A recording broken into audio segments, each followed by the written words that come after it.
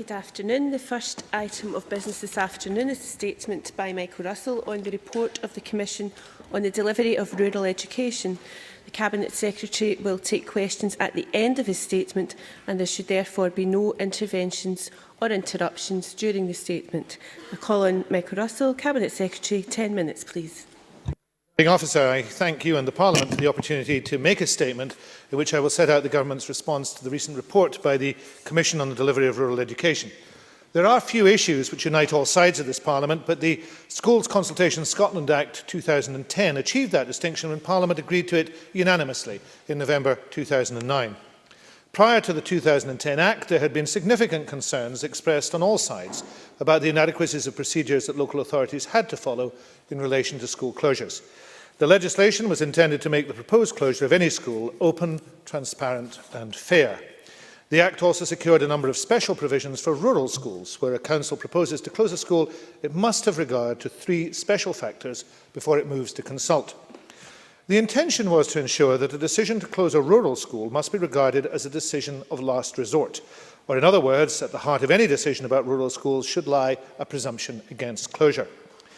In addition, prior to the 2010 Act, the involvement of ministers in closure decisions mainly related to issues around occupancy and distance. The new Act established a more formal role by means of a safeguard, whereby ministers can call in decisions in which they perceive serious flaws in the consultation or decision-making process. When Parliament passed the legislation, most people envisaged no more than a handful of cases would be called in. However, it soon became clear that despite the Parliament's good work, local government, communities and national government interpreted the 2010 Act in widely differing ways. The number of call-ins has risen far higher than expected, and that is undesirable. The differing interpretations of the Act have hindered the clear policy intention behind it. The improvements we all felt we had made did not lead to as much improvement on the ground as we had hoped. That situation was neither sustainable nor acceptable, and the problem was particularly acute with regard to rural schools. Accordingly, the Government in COSLA announced in July 2011 the establishment of a joint commission on the delivery of rural education. The commission was chaired by Sheriff David Sutherland and was given a remit to review the 2010 Act and its application and make recommendations on best practice on the delivery of education in rural areas. It was also asked to look at innovation and the link between rural education and rural regeneration. The Commission published its report on the 19th of April, and I would like to thank Sheriff Sutherland and the members of the Commission for all their hard and thoughtful work over the last 2 years. The Commission's report provides some very clear and concise analysis of the issues, along with 38 helpful recommendations. I've given very careful consideration to all the recommendations, and in doing so, I and my officials have had extensive discussions with COSLA so that we understood clearly local government's view of the report. I can support the vast majority of the recommendations, and working closely with COSLA, I will be taking the steps necessary to implement them. The Government's response to each of the recommendations is published today. Many can be taken forward, Presiding Officer, administratively through revised guidance. Others will require legislative change. Once in place, I am confident that these changes will lead to real improvements and deliver more effectively the policy the whole Parliament intended when it passed the 2010 Act. In particular, I note the Commission's assessment that greater clarity, transparency and consistency was essential on financial issues around proposed closures. Parents deserve no less. I therefore welcome the Commission's recommendations that where financial arguments are presented, they are based on clear and accurate data. I know that COSLA shares that view. I am committed to working with COSLA to develop the financial template and associated guidance which will deliver this. I also welcome the Commission's advice that educational benefit statements must continue to be a very important part of a closure proposal. I am happy to accept the Commission's recommendation that further guidance be provided to ensure that, going forward, these statements are improved. However, after careful consideration, I have concluded that in one area the Government cannot accept the Commission's recommendation. The 2010 Act established a high bar that for every school closure proposal, a key component was the educational benefit statement, setting out the educational benefit from the change. This is a principle which is very dear to me and to the Government, I am sure to many in this Parliament. Education provision can and should change over time to meet the needs of new generations of young people. But what must characterise those changes is educational improvement. That is a core purpose for every one of us. It's vitally important there's a rigorous assessment of the educational impact of any change, and that closure, which can be disruptive to children and detrimental to communities, only proceeds on the basis that it will deliver an educational benefit to the children involved. I therefore do not intend to bring forward changes to the 2010 Act to implement Recommendation 20. However, I know from my conversations with COSLA that local authorities are rightly concerned about how to deliver the statutory requirements of educational benefit statements. I recognise this is both difficult and challenging. In the light of these discussions, it's clear that we all need better and more focused guidance on how to evidence educational benefit. I am committed to working jointly with COSLA to develop this guidance. I believe it can be improved and made to work better for both education authorities and for communities. Following discussion with COSLA, I'll also implement the Commission's recommendation for a greater role for Education Scotland, to provide a detailed response to the proposed educational benefits and to give a more sustained involvement from Education Scotland in school closure proposals. At the heart of this is a shared desire of both the Government and local authorities to improve the quality of closure proposals so that the number of cases which require to be called in for determination can be significantly reduced. That's our joint aim, and I think that will help communities too. Presiding Officer, the Commission's work was unavoidably delayed by the court case involving Colin and Yelan Shia, which tested the 2010 Act. Those judgments have now been received, most recently on the 31st of May. The court concluded that ministers' role in considering school closures is to look at the merits as well as the process that was applied. The Commission considered this carefully and supported this approach. Following the court judgment and the Commission's recommendation, and after discussion with COSLA, I'll bring forward amendments to the 2010 Act through the Children and Young People Bill this autumn. These will clarify the 2010 Act to provide a statutory basis for what is required when reviewing a local authority's closure proposal. I consider that this is essential to set out how the Government will in future review the local authority's assessment of the merits of the proposal, as well as considering the process applied by the local authority. It will be important that this continues to respect the primacy of local authority decision-making in this area and restricts potentially open-ended consideration. None of this is about second-guessing local authority decisions. My object in proposing such amendments would be to prescribe clearly the role of ministers and the factors which have to be taken into account in coming to a decision on a closure proposal. I'll consult on the principle of those amendments during the summer. The final judgment in this case also commented on the presumption against closure under the 2010 Act. I want to reflect on this aspect of the judgment and consider whether further amendments to the 2010 Act are required to ensure that this central aspect of the Government's policy on rural schools is secured. I recognise, as the Commission's report does, that schools, including rural schools, sometimes have to close. Communities change, populations move, and sometimes buildings become unsuitable. However, it is our duty to ensure that such decisions command public confidence as a result of a rigorous, transparent process for any proposed closure. It must also be an objective process that reviews the specific circumstances of individual schools, recognising the different issues of rurality and remoteness facing particular schools, communities and areas. Finally, Presiding Officer, as well as accepting the Commission's recommendations in relation to the call-in process, I want to build on them and address the issue of who should determine closure proposals which have been called in. It continues to be suggested that the nature of these decisions is not one which sits well with ministers, and it might be appropriate to take this opportunity to establish a better arm's-length system. I believe that responsibility for considering whether a school closure proposal should be called in should remain the responsibility of Scottish ministers. However, once a call-in decision has been made, proposals might well be best referred to a new independent decision-making body. I'm exploring options for this body and considering alternatives, including dispute resolution mechanisms, such as arbitration, an independent adjudicator, or a panel. I intend to work closely with COSLA in developing thinking around this. In my view, it's important we get this mechanism right. So at this stage, we all need to be open-minded about how this can be delivered, rather than coming at it with any fixed or preconceived ideas. The approach would remove school closure decisions from accusations of political bias, provide an independent and objective assessment of the most controversial cases. It would also, importantly and unlike judicial review, be easily accessible to the communities affected by the proposal. It's important that local government has confidence in the mechanism, and we'll work jointly with them and with parent representatives to ensure that the appropriate knowledge, skills and links are built into this process to allow it to reach fair and objective decisions. Presiding Officer, schools can be fundamental to the social and economic makeup of a rural community. They allow its young people to be educated in the community by the community. They provide a meeting place. They underpin social cohesion. They support a wider and broader learning community. Their removal can undermine a community and rob it of its future. Closure decisions are emotive and difficult. They're nonetheless necessary decisions in some cases. But it's right that we should put in place the mechanism that will allow the communities themselves to have confidence in the consultation process and its outcome.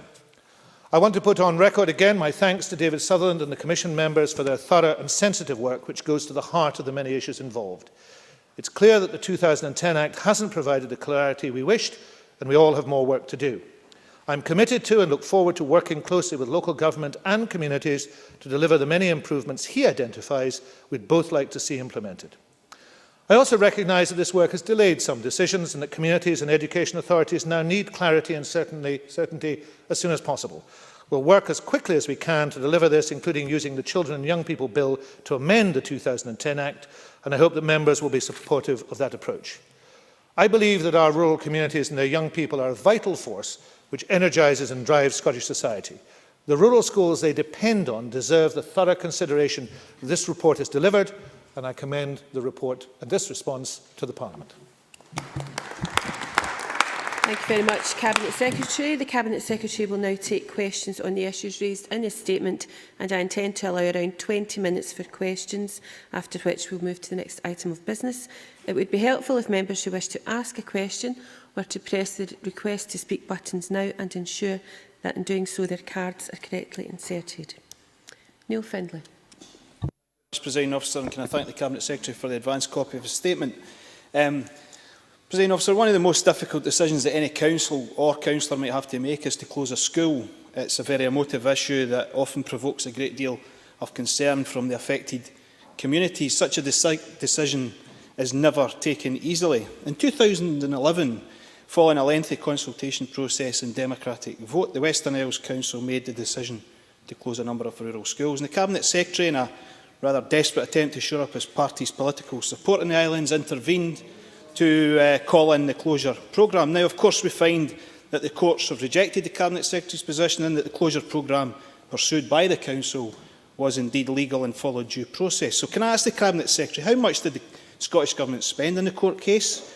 How much did it cost the Western Isles Council, and will the Council be compensated? If this issue itself is so dear to the Cabinet Secretary and his government, why does it only apply to rural schools and not all schools? If the independent body makes a decision that has financial implications for the affected council, will they receive the necessary financial support to keep the school open? Can I ask, who will this independent body be accountable to? Who will appoint the members of it?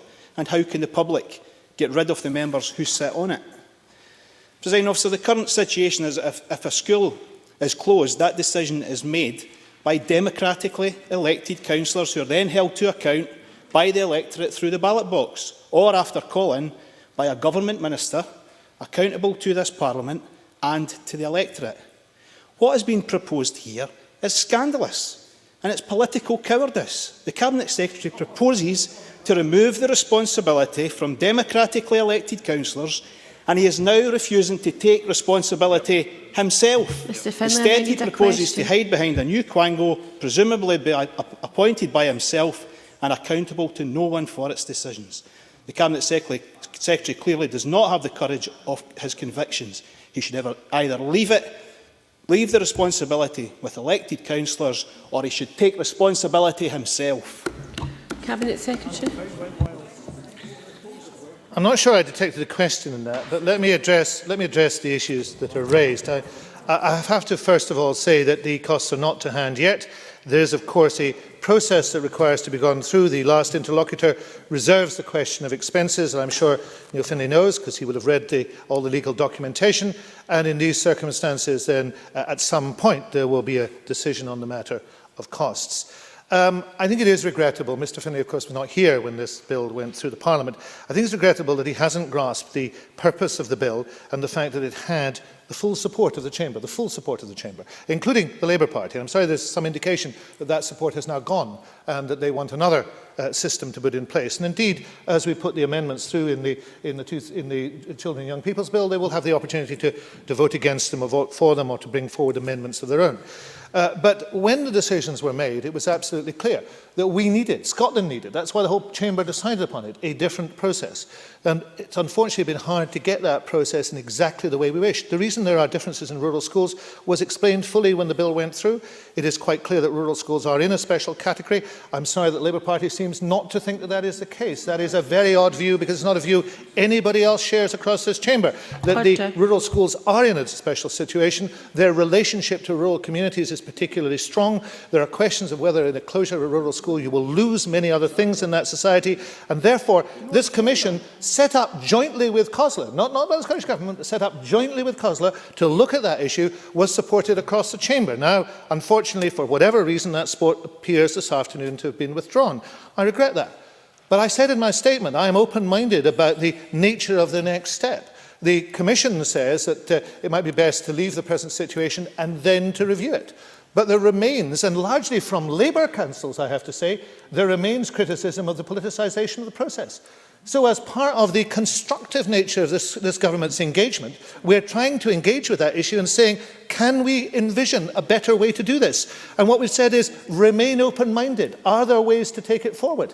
But already Mr Finlay has decided that it is not to happen, and that there is a political fight to be had about it. Well, Mr Finlay can create a fight in an empty room, but he's not going to create a fight with me.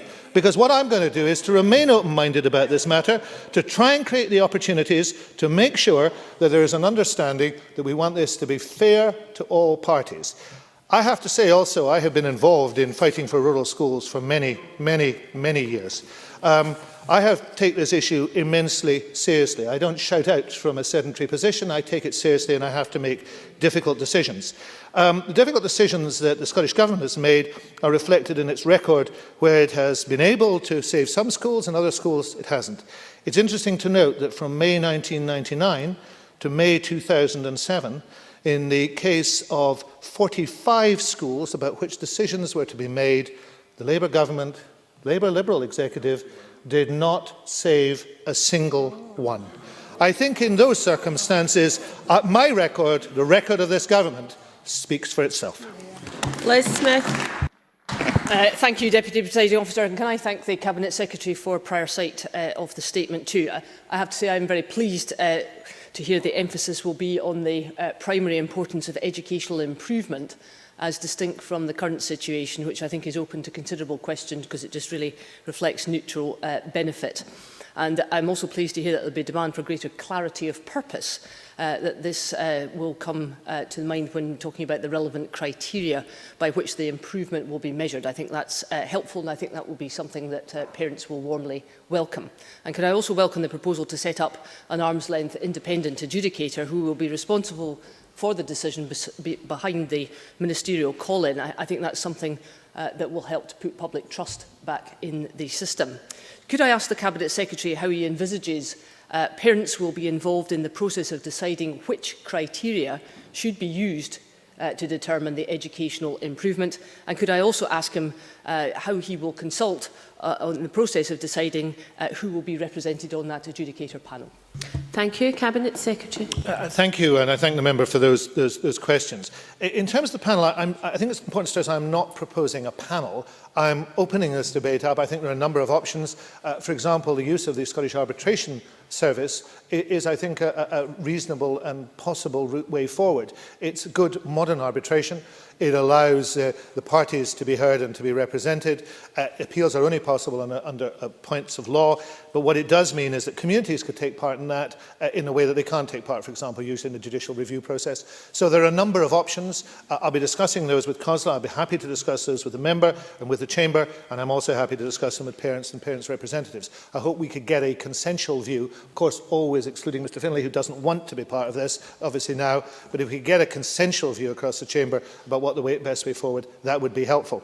In terms of guidance, I think the member is absolutely right to welcome the issue of much clearer guidance. The Commission is very strong on the issue of financial guidance.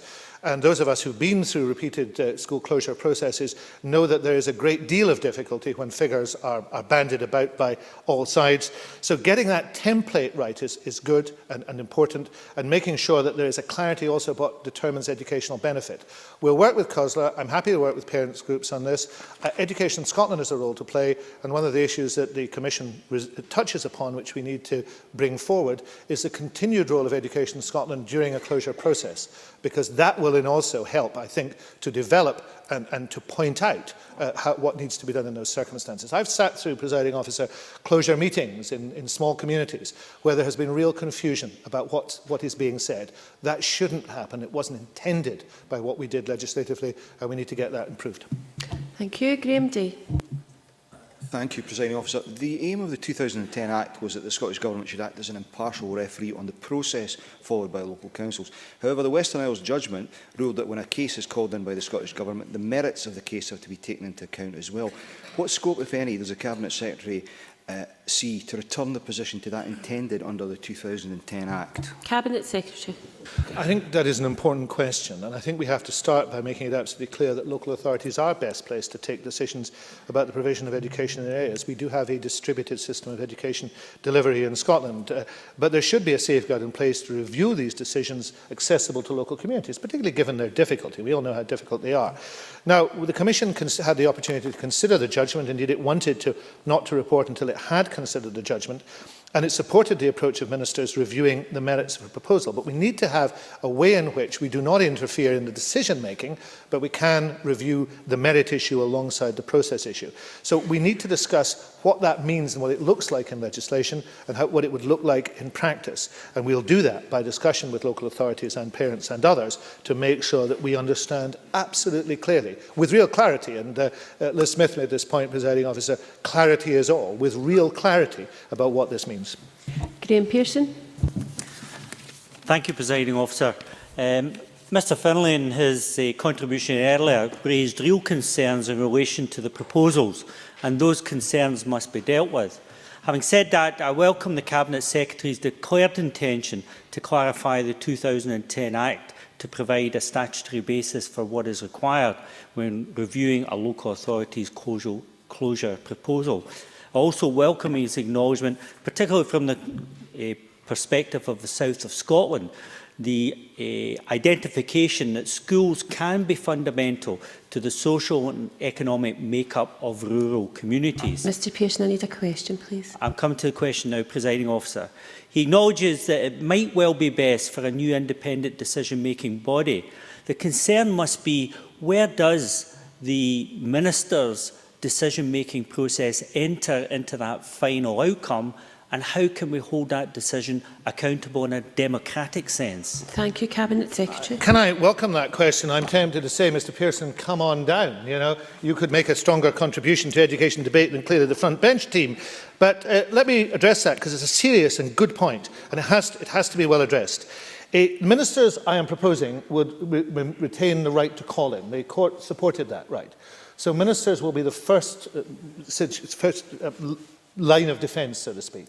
They will take the call-in decision.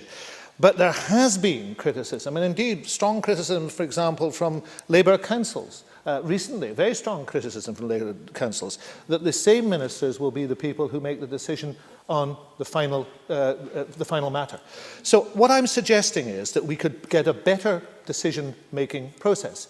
Ministers would remain responsible, of course, for the bill, for the operation of the Act, for the issue of general education delivery, but we already have a split situation, which Mr Finlay appears to have criticised but hasn't had a solution to, which is that you have local authorities that make the decisions, and ministers that review those decisions. I think it's entirely appropriate that if there is grounds for review, and that's what the minister is deciding, then the final decision is made in a way that is fair to all sides. And I think this is a proposal that will allow that to happen, but I am very open to discussion about what that should look like and what should be built into it.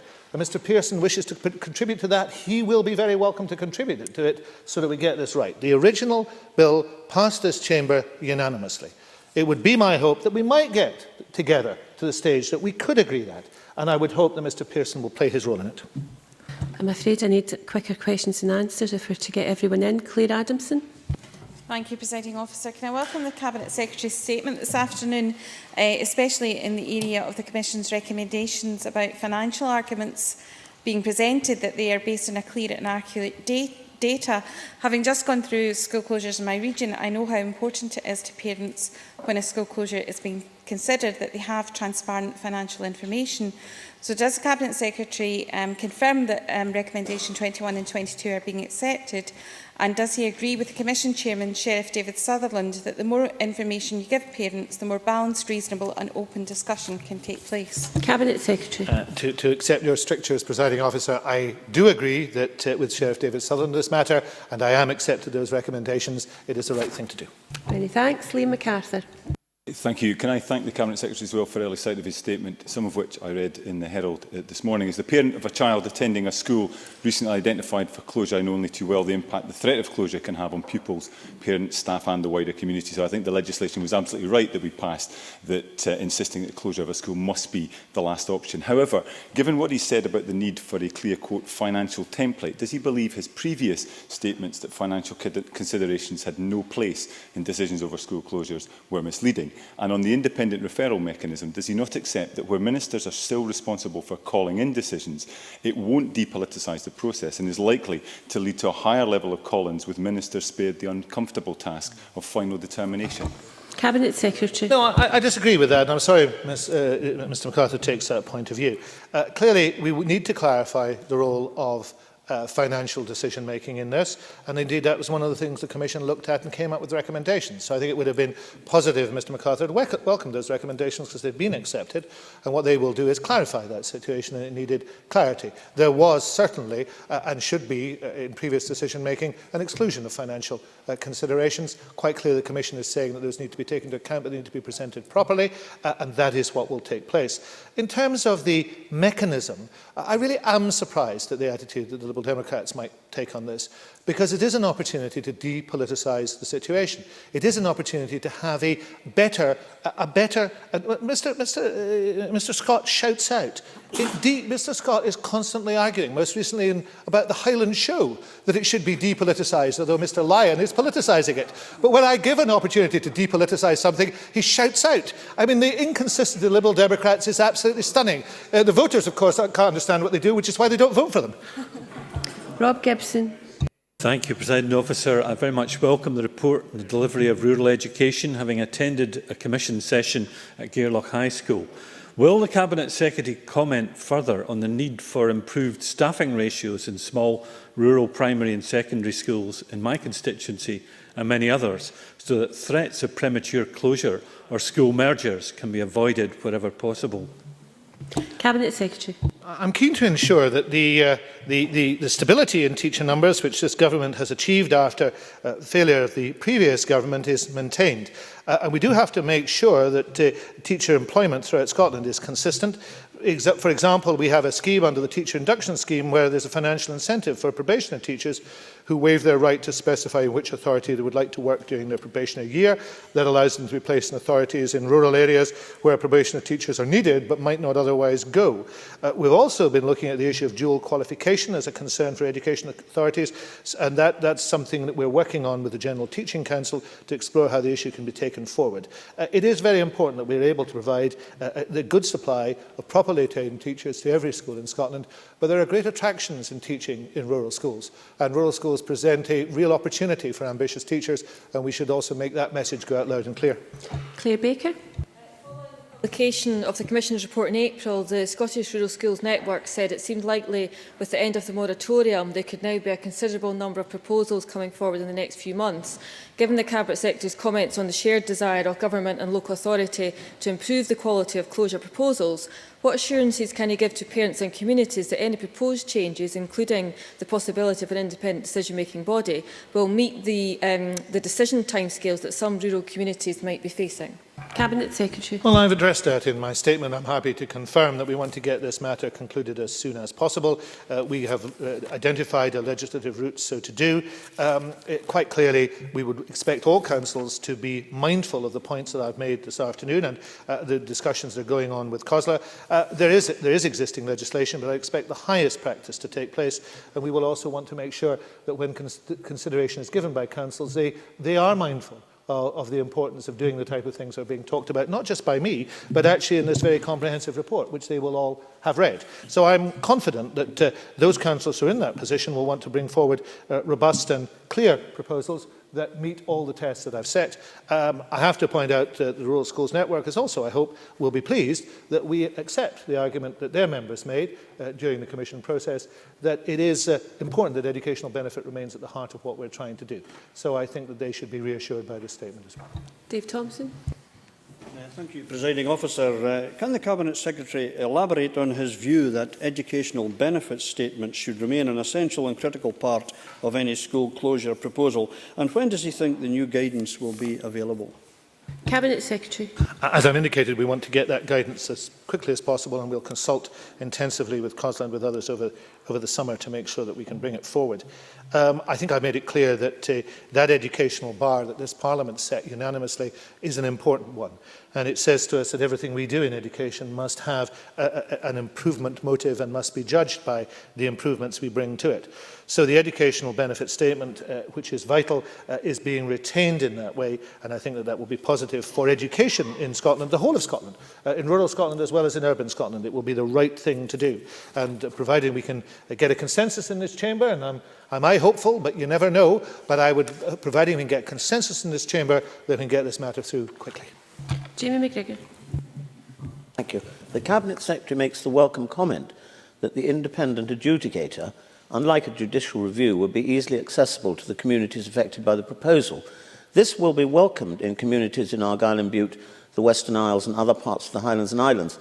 Could he tell us more about how this will happen in terms of communities being able to engage with the adjudicator?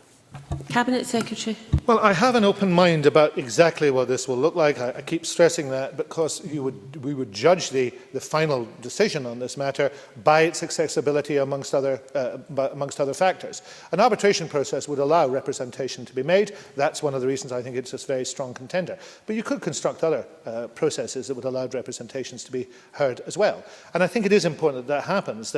So I would be keen, I'm always keen to make sure that rural communities in Argyll and Bute are happy. Presiding Officer, I'd be keen that throughout Scotland rural communities were happy with that process, and that's one of the factors we'll bear in mind. Stuart Maxwell.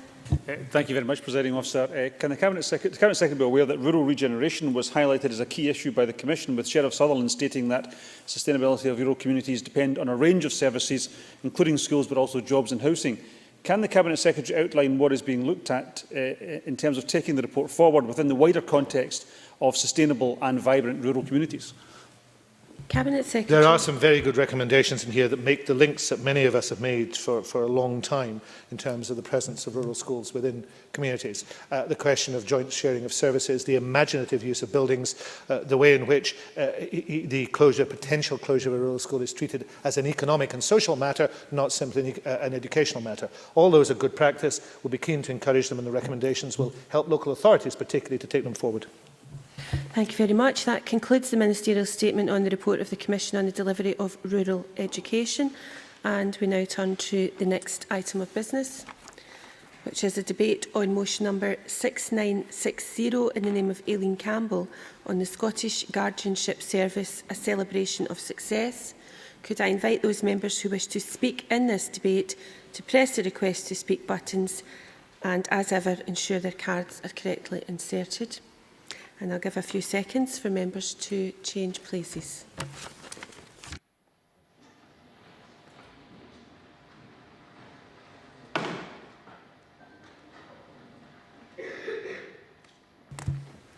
Thank you. I call on Aileen Campbell to speak to and move the motion.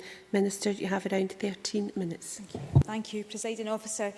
Today's debate about the Scottish Guardianship Service for unaccompanied asylum-seeking children and young people, which is leading in its model of guardianship in the UK and across large parts of Europe, is timely for 3 reasons. Next week is Refugee Week, with this year's theme celebrating the diverse cultures and heritage that make Scotland the place it is today, a theme that I want to touch on later. Today's SCVO Awards ceremony has the Scottish Guardianship Service shortlisted for a partnership award, and the Joint Committee on Human Rights has yesterday recognised the lessons that can be learned across the UK of this Scottish service unique to these islands. So I'm very proud to be leading a debate in the Parliament that I know will gain the support of us all right across the chamber on a service that shows Scotland at its best, shows Scotland leading the way on this issue, and shows that our ambition for Scotland to be the best place to grow up absolutely extends to those who make Scotland their home. I also want to put on record my thanks to all those who have worked tirelessly for unaccompanied asylum-seeking children, the Refugee Council, Aberlour, who manage the Guardianship Project, Bernardo's St Mungo Foundation, and many others right across Scotland, including Glasgow City Council's Social Work Department. So what's this system about? The service allocates guardians to unaccompanied asylum-seeking children who find themselves in Scotland. Now, Presiding Officer, just let's pause a moment to reflect on how scary, how frightening, how daunting arriving in a country you probably know nothing about, may not even speak the language of, and all the while you're on your own. On top of that, you then need to embrace the policies and laws governing asylum and immigration. Minister, sorry to interrupt. Would you be able to move your microphone slightly round? I'm finding it difficult to hear. Thank you. Okay, thank you. Sorry, Presiding Officer. The Guardians help children and young people make sense of the complex and often overwhelming systems and processes that they have to face immediately upon arrival in this country around asylum and welfare.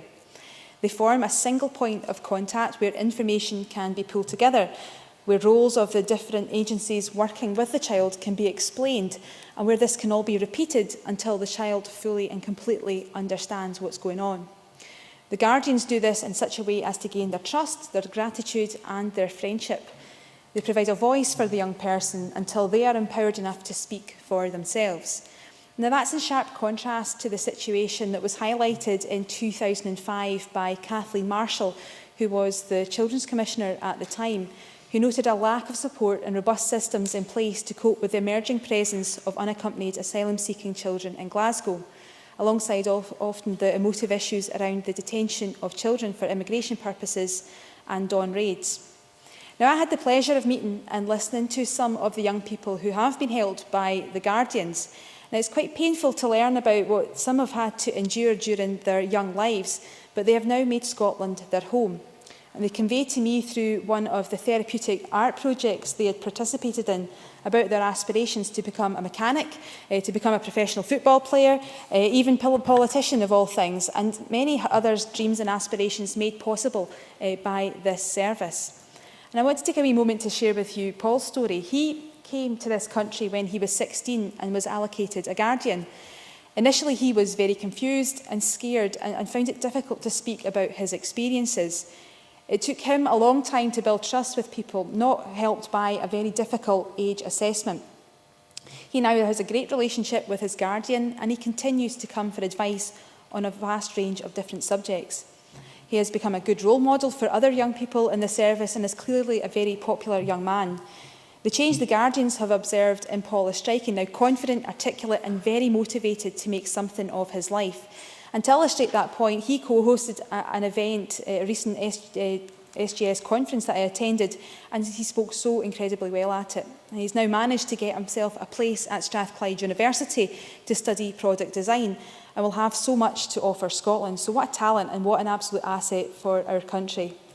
And these sorts of stories about the help that young people receive from the Scottish Guardianship Service are robustly backed up by the very positive and independent evaluation of the model of guardianship the service has used by Professors Ravi Kohli and Heaven Crawley. It finds that the Scottish model of guardianship is well established. It is reflected in good communication and information sharing between the services and referral agencies. The Guardians are described as knowledgeable and competent. Most importantly, the Guardians were found to be committed to young people in terms of safe and sustaining relationships. The evaluators found clear evidence that outcomes were improved for the unaccompanied asylum-seeking young people as a result of the service. They identified added value of guardianship due to its ability to work across the three domains of asylum, of well-being and of social networks. Now, it's all too easy to forget the real sense of contentment and self-worth that we derive from the most basic aspects of our lives when things are going well.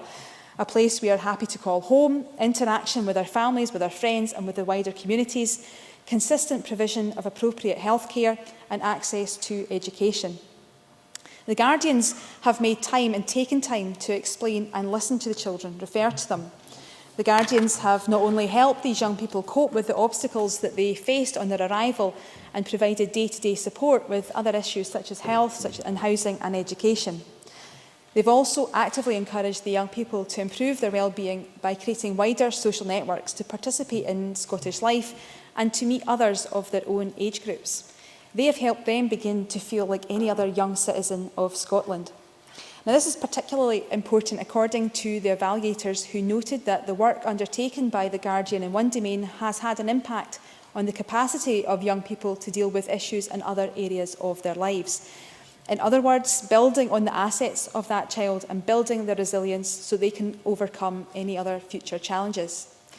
The evaluators found that the capacity of a young person to deal with issues in relation to his or her asylum claim was often contingent on their general sense of well-being and on feeling socially embedded and connected. And on that topic of wellness and resilience and connectedness, I heartily recommend the work and the words of Dr. Larry Brentrew, who I had the pleasure of listening to yesterday and at an event about residential childcare, and explains the psychological importance of all of that has been found within the report of the Guardianship-Service. Now, the well-developed trust between the children and the Guardians has resulted in more information being made available to UKBA case owners who are able to make better decisions earlier on in that child's life. Subsequently, a large increase was observed in the number of young people granted refugee status on humanitarian protection at an earlier stage since the service came into being. The evaluators also highlighted the circumstances in Scotland which helped a non-statutory guardianship service flourish, through the commitment of the Scottish Government to make sure that the rights of children set out in the UNCRC are recognised and that their voices are heard, and the positive influence of our programme Getting It Right for Every Child. Now, GIRFIC, an approach each of us across the chamber can be proud of, keeps the child at the centre of every decision made that affects them. It involves everyone who works with children and expects that they will cooperate in providing coordinated, holistic support for a child, no matter who they are or where they live or what their circumstances may require. The Scottish Guardianship Service mirrors that approach, and the learning from this very specific scheme has directly fed into wider policy affecting vulnerable Scottish children and young people, in particular young people who are looked after at home, with the development of the long-term mentoring scheme by Susan Elsley through her work as a member of the Looked After Children Strategic Implementation Group. Now, as Minister for Children and Young People, I'm determined that all of Scotland's children will get the support they need to become healthy, to become confident and responsible members of their communities, to be successful learners, confident individuals, effective contributors and responsible citizens. Every child and young person has that potential and deserves that opportunity, and I want to make sure we get it right for all of them, regardless of how Scotland came to be their home. These young people just want to lead normal, stable, secure lives and to have access to the same opportunities as their peers. The Scottish Guardianship Service can help them achieve that goal, and in many instances already has. And I know how much the young people value the support and friendship they have received in the absence of their families, and I'm determined that that support will be available in the future so that others who may find their way to our shores will receive that same welcome, the same standards of care and assistance, and go on to the same success. And that's why we've committed for a further 3 years the funding to continue this excellent service.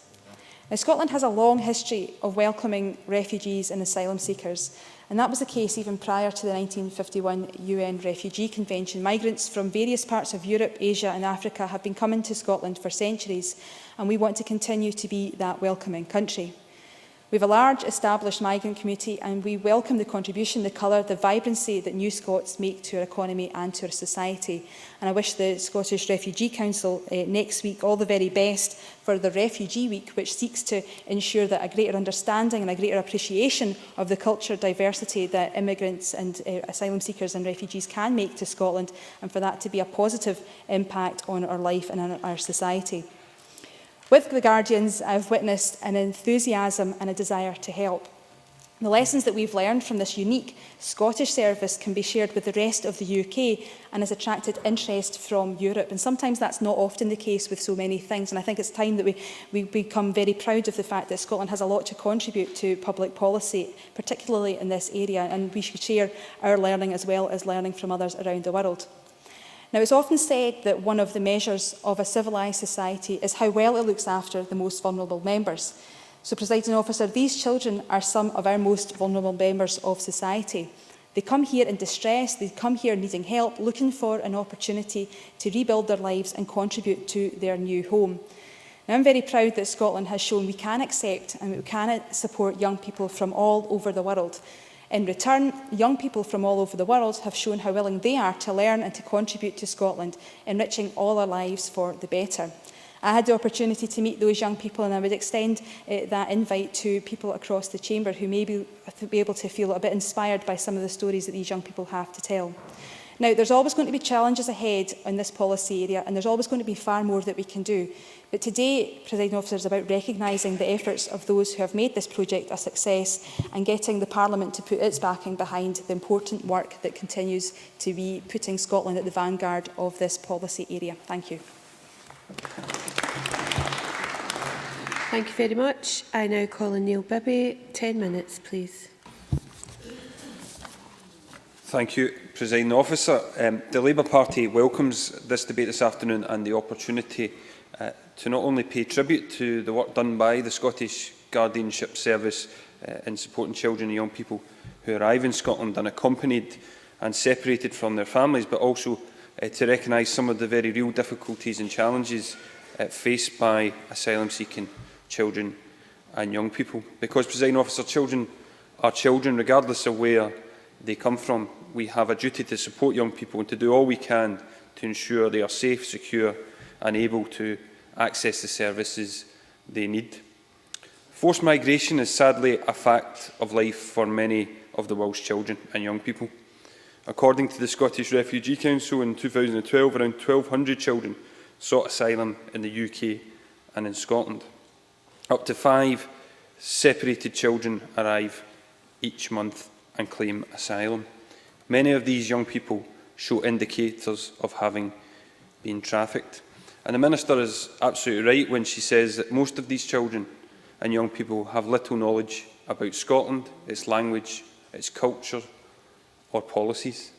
I don't think I or anyone else in this chamber could begin to imagine what that is like, but I'm sure we all understand that it would be a hugely daunting prospect to be faced with the bureaucratic processes of a new country in a world you don't know, and with often the physical and mental scars that many asylum seekers have, not to mention facing all of this without the protection and support of a family adult.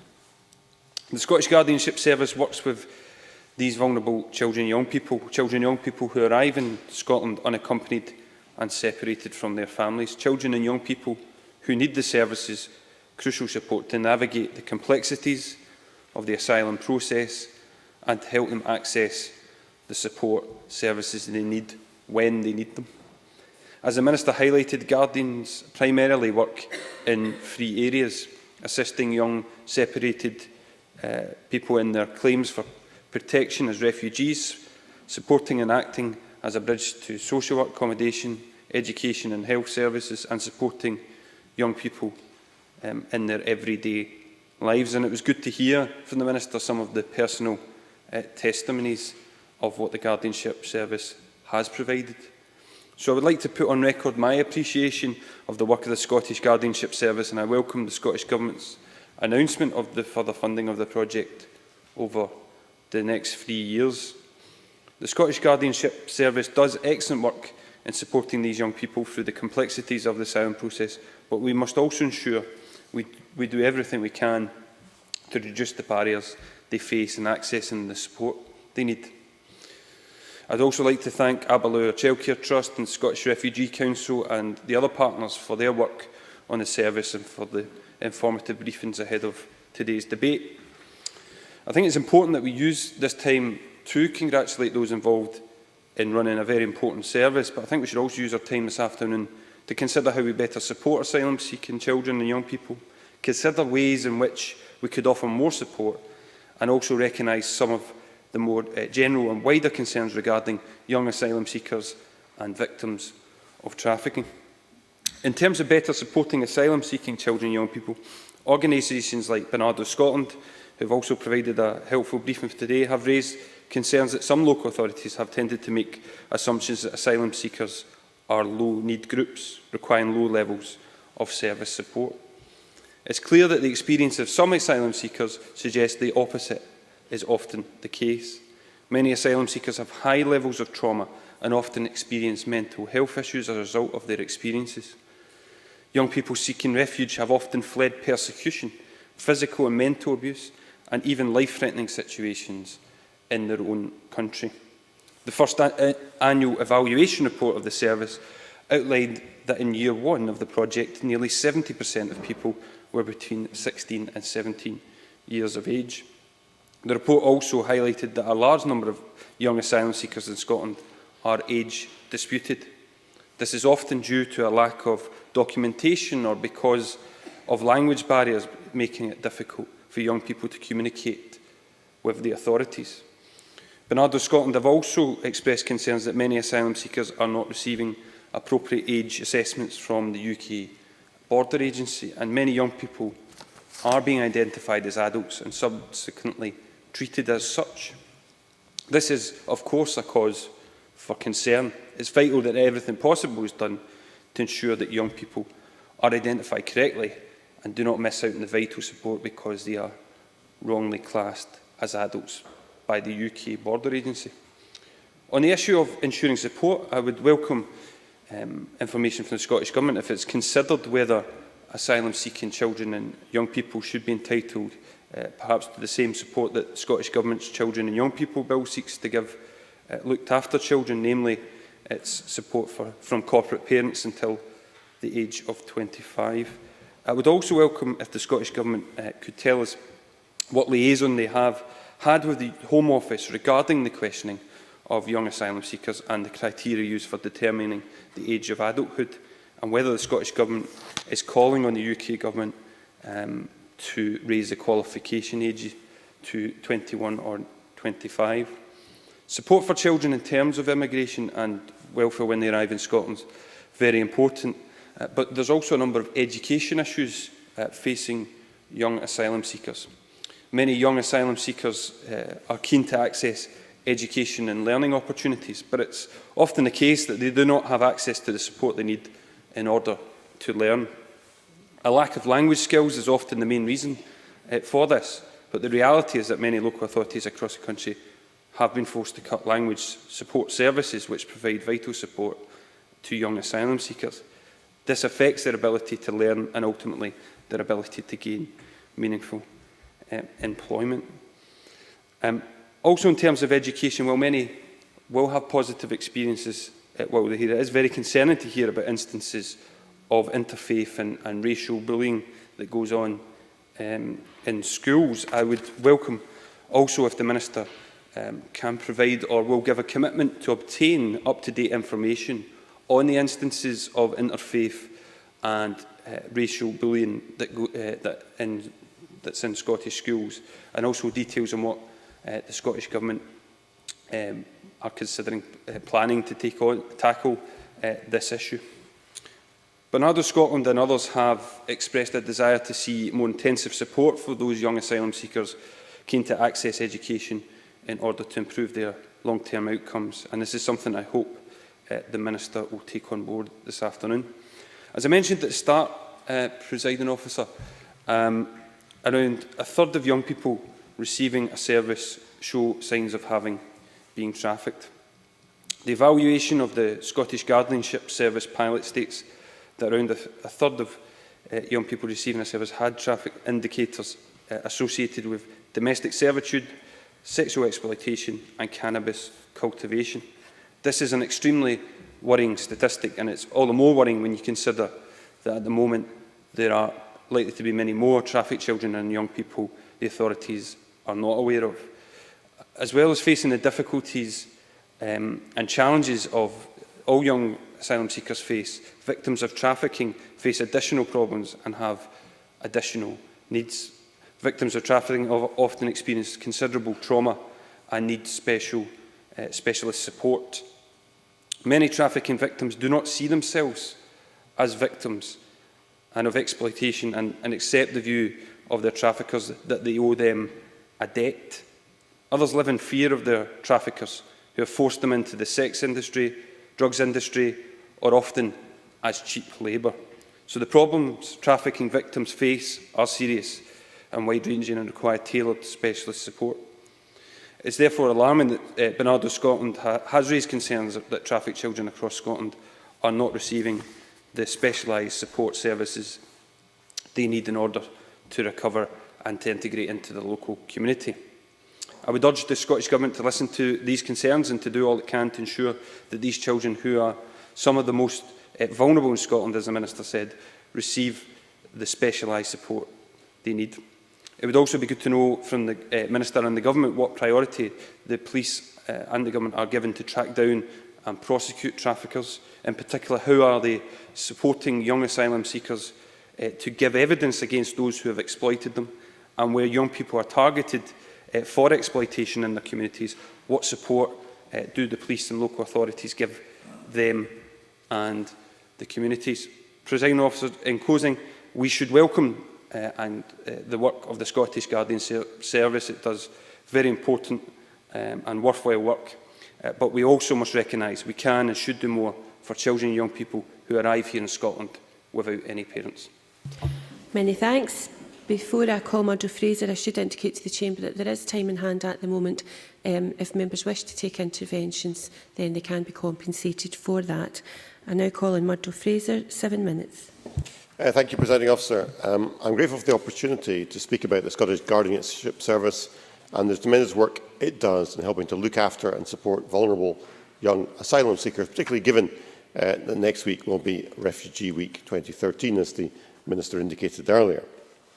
The issue of asylum is an emotive and a complex one and requires calm and serious consideration, and in the wider public and political discourse there's often a confusion with the issue of asylum more generally. But I think it's important to distinguish between economic migrants, those who freely choose to come to the UK, and vulnerable and persecuted people, perhaps victims of human trafficking, as we've heard in this debate, who are in need of asylum. We are a signatory of the 1951 United Nations Convention relating to the status of refugees, and therefore the UK has an obligation to those genuinely seeking asylum, perhaps as a result of persecution in their home countries due to race, religion, political beliefs, sexual orientation or other matters. And we should be proud of our record in providing a safe haven for those desperately in need of freedom, safety and security. Seeking asylum is undoubtedly a traumatic process for all of those who are forced to endure it. Many will have come from countries experiencing conflict, ethnic or religious tension or political repression. They will sometimes have to go through hell on earth just to get here, and often arrive with nothing but their name and the clothes on their back. However, for some it will be a more painstaking ordeal than for others. And this debate is right to focus on these issues and the challenges facing the thousands of children who go through the asylum process every year, often without the support of their family or friends. It's a sad fact of life that forced migration affects millions of children globally. According to the UN High Commissioner for Refugees, nearly half of the 34.5 million people around the world classed as people of concern, and over a third of all asylum seekers are under the age of 18. In the UK, around 2,000 unaccompanied children apply for asylum each year, presenting unique difficulties and challenges which often fail to be taken into consideration. Children will frequently be unaware of their rights and have no real knowledge of the culture or language of their host nation. The UK Borders Agency treats all asylum applications, whether they are from adults or from children, in largely the same way. Now, I think it's entirely right that the UK Borders Agency ensures that all asylum applications are treated consistently and are scrutinised effectively, and they have my support for the difficult work that they do. But we should also recognise the process will inevitably be more difficult and demanding for younger people, particularly when they have very little family support. Yes, happily. Yeah. John Mason. I thank the member for giving way, and I very much agree with the theme of what he's saying. I mean, when we're dealing, for example, with health, we deal with young people in a different way. We give them extra support and all the rest of it. Would he say that the Borders Agency has a responsibility to deal with young people in a more sensitive way? Murdo Fraser. I think the member makes an important point. I think it's important to distinguish here the legal framework under which the Borders Agency has to operate and the way in which they approach individual cases. Now, it seems to me that it is right to apply a legal framework that treats everybody the same regardless of their age. But in terms of the sensitivity in dealing with individuals, that is where additional support needs to be brought in for children, which is why this whole debate is so important, because the Guardian service that we're talking about is absolutely crucial to ensuring that children are properly being listened to in this environment. I wanted to come on and talk about the way children are specifically treated, because they can be subject to interviews and they have to prepare a testimonial on why they left their country of origin.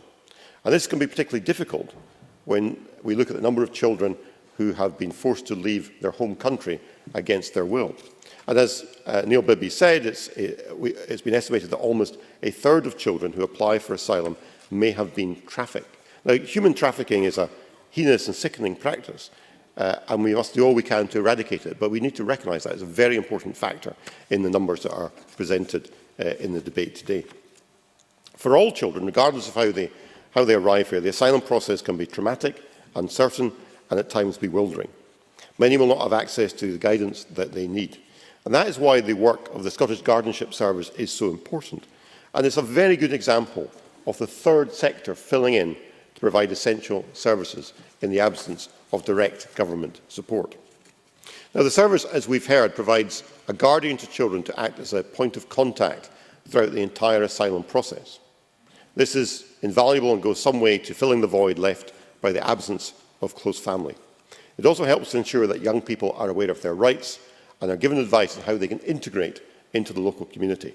And this latter point is particularly important, given that the children will come from a wide variety of different backgrounds, from different cultures, and many of them will have little or no proficiency in English.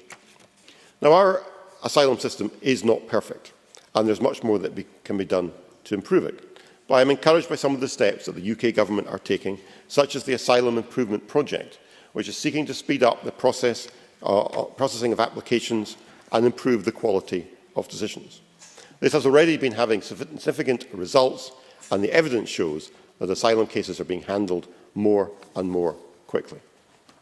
But despite that, charitable organisations and the third sector always have had a crucial role to play when it comes to supporting some of the most vulnerable people in our society, and they are worthy of our praise and support. I was pleased to hear from the Minister about the additional funding for the service going forward, and I hope that means that the Scottish Guardianship Service is here to stay to help those most in need coming to our country.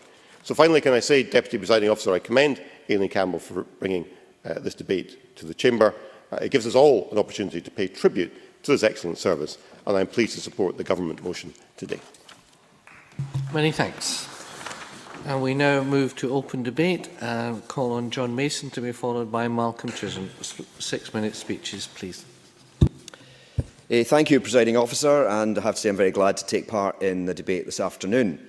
The three areas I would like to touch on are, first of all, that we can obviously celebrate this guardianship service, which has been established for a couple of years, that we can also recognise Refugee Week, but I think we do need to note as well that we regret how many refugees there are in the world. So firstly, celebrating the actual service, I have to admit I was not very familiar with this whole concept of guardianship, but the more I've been learning about it, the more positive I have to become. When I think of myself aged 15 or 16, I'm not at all sure how I would have coped if I had been dumped on my own in a strange and perhaps seemingly hostile country. In education, health and other spheres, we rightly do not treat young people exactly the same as adults. And the same applies in the sphere of immigration. Young people should be treated in a more careful way. I'm not a fan of the UK Borders Agency. It seems they are an organisation designed to keep people out of England, which is seen as an overpopulated country. However, that is clearly not the case in Scotland, and we very much need to grow our population. So our starting point is probably different in that we can be much more relaxed about welcoming people here. Reading the evaluation of the guardianship pilot, it is encouraging to see that there has obviously been progress made during the 2 years. In year one, it states that there were often tensions and disagreements regarding the roles and responsibilities of guardians, especially in relation to other service providers and especially statutory service providers like social workers. However, in the second year, it seems to have been broadly agreed that interventions by guardians are very helpful.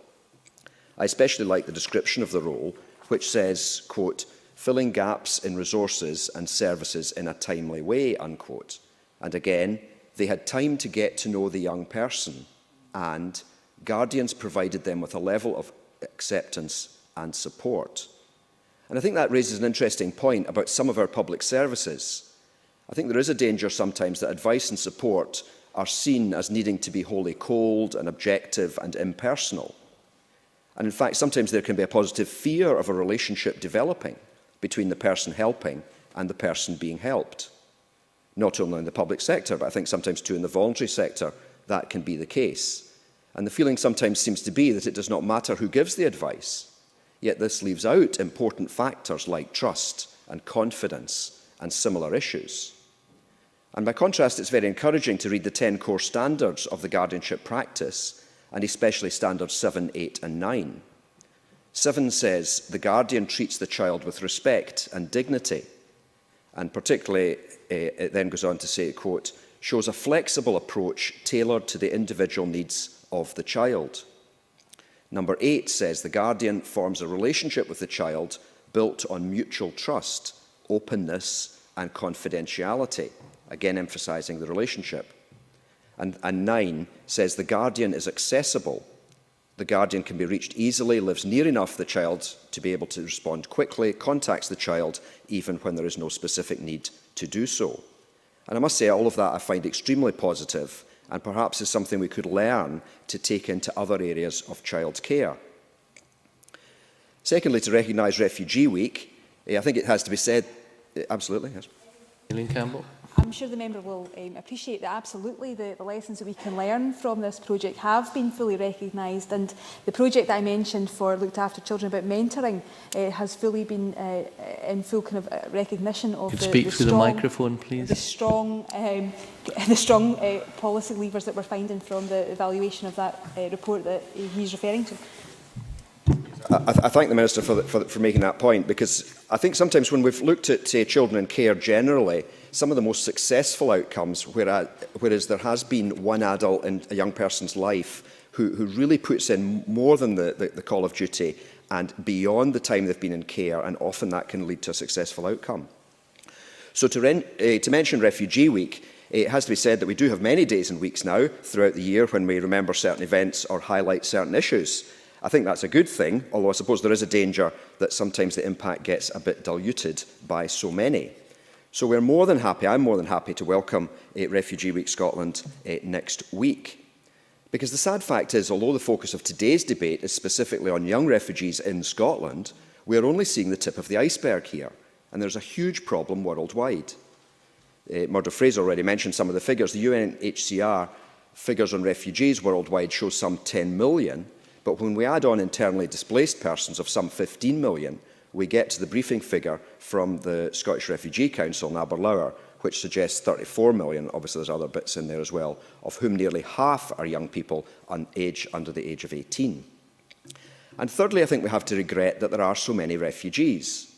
I was looking at the definition of refugee in Wikipedia, where it says a refugee is a person who is outside his or her country of origin or habitual residence because they have suffered or fear persecution on account of race, religion, nationality, political opinion, or because they are a member of a persecuted social group, or because they are fleeing a war or natural disaster. On the one hand, there have always been people fleeing a regime or other people group, and I suspect there always will be. Often we cannot have much influence over the causes of the fleeing, So first and foremost, it is right that we protect the victims and give them whatever help that we can and that they need. However, that is not to say we should not be doing more to try and prevent the need for refugees and asylum seekers in the first place. Sometimes we or our countries have been partly responsible, for example by supplying arms to despotic regimes who then use them against their own citizens or go to war against neighbouring countries. We may also have been guilty of not speaking out enough or at all about unacceptable situations around the world. I think this can be tricky for us as Western powers who have an unpleasant record of colonialism and telling Asian and African countries how to behave. We do not want to be repeating these mistakes. Ideally, we should not have been in Iraq or Afghanistan, but we cannot undo that now, and we should be speaking out for minorities there and in countries like Egypt and Syria, where they are being pressurised to leave and potentially to become refugees. Therefore, Presiding Officer, I think we can today be very positive about this Guardianship Service. We should be keen to recognise Refugee Week, but we must also regret there are so many refugees around the world. Thank you. Thank you very much. And I now call on Malcolm Chisholm to be followed by Christina McKelvey. Presiding Officer, I'm very pleased to be taking part in today's debate, although the subject of separated young people seeking asylum is particularly emotive, and the accounts many provide of their ordeal are both upsetting and disturbing. These are vulnerable young people coming to a country without the adult support they require, often through necessity and sometimes by force. They desperately need structured help, and for this reason I'm happy to be able to congratulate the new guardianship pilot on its successes and achievements. The process of moving to a new country and adapting to a different culture is intimidating at the best of times, even for adults.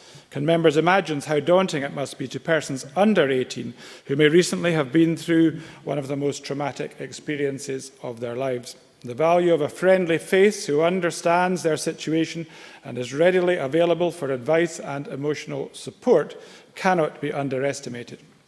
In the first independent evaluation of the service, published in December 2011, 36% of the young people interviewed were noted as having mental health difficulties, ranging from anxiety through psychosomatic symptoms to post-traumatic stress. When there is such a diverse range of physical and mental health issues to be addressed, it is essential that guardians are present to help the young person make sense of their situation and deal with both immigration and welfare processes. Neil Bibby mentioned evidence we have received that about a third of the young people in question have been trafficked. In their submission to the Public Petitions Committee investigation into child sexual exploitation in Scotland, the Guardianship Service highlighted that young migrants are also exceptionally vulnerable to child sexual exploitation when they are here. These youngsters face a wider range of barriers to accessing advocacy and support than would otherwise be the case. Articulating the harrowing experience of trafficking or past trauma for any victim is at best a difficult and emotional experience. But when English is not the first language, this is an even greater issue.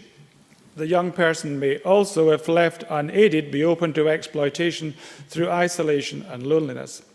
As the Guardianship Service emphasises, they may feel drawn towards adults from a similar cultural background, even when the subsequent relationship becomes exploitative. People can perhaps relate to this if they put themselves in the position of these individuals who often have no experience of the world outside their home countries. The majority who meet with guardianship services are only 15 to 17 years old and come from about 17 countries, including Afghanistan, Vietnam, Nigeria and Iran.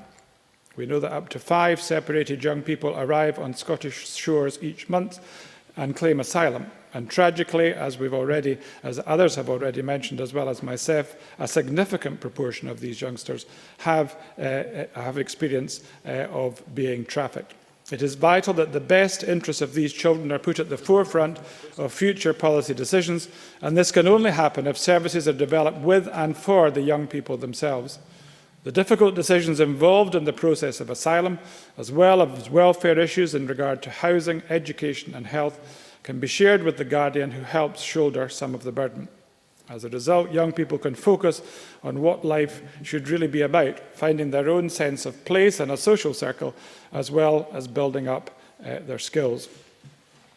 It's not just, of course, the guardians that matter. And again, Neil Bibby mentioned the evidence we've had from Bernardo's, who emphasised that many trafficked children across Scotland are not receiving the specialised support services they need in order to recover and integrate into the local community. So obviously there's a range of services that need to respond to those service gaps. Neil Bibby also asked some questions about the police and trafficking, and that's clearly a central issue, both in terms of identifying young people who have been trafficked and tracking down and charging the guilty people who have been involved in the trafficking trade. I believe a crucial issue here is training for the police, and I believe a report has come out today which highlights the importance not just of training for the police, but also for training for other professionals. And I believe that's actually going to be the subject of the cross-party group on trafficking meeting at 5:30 today.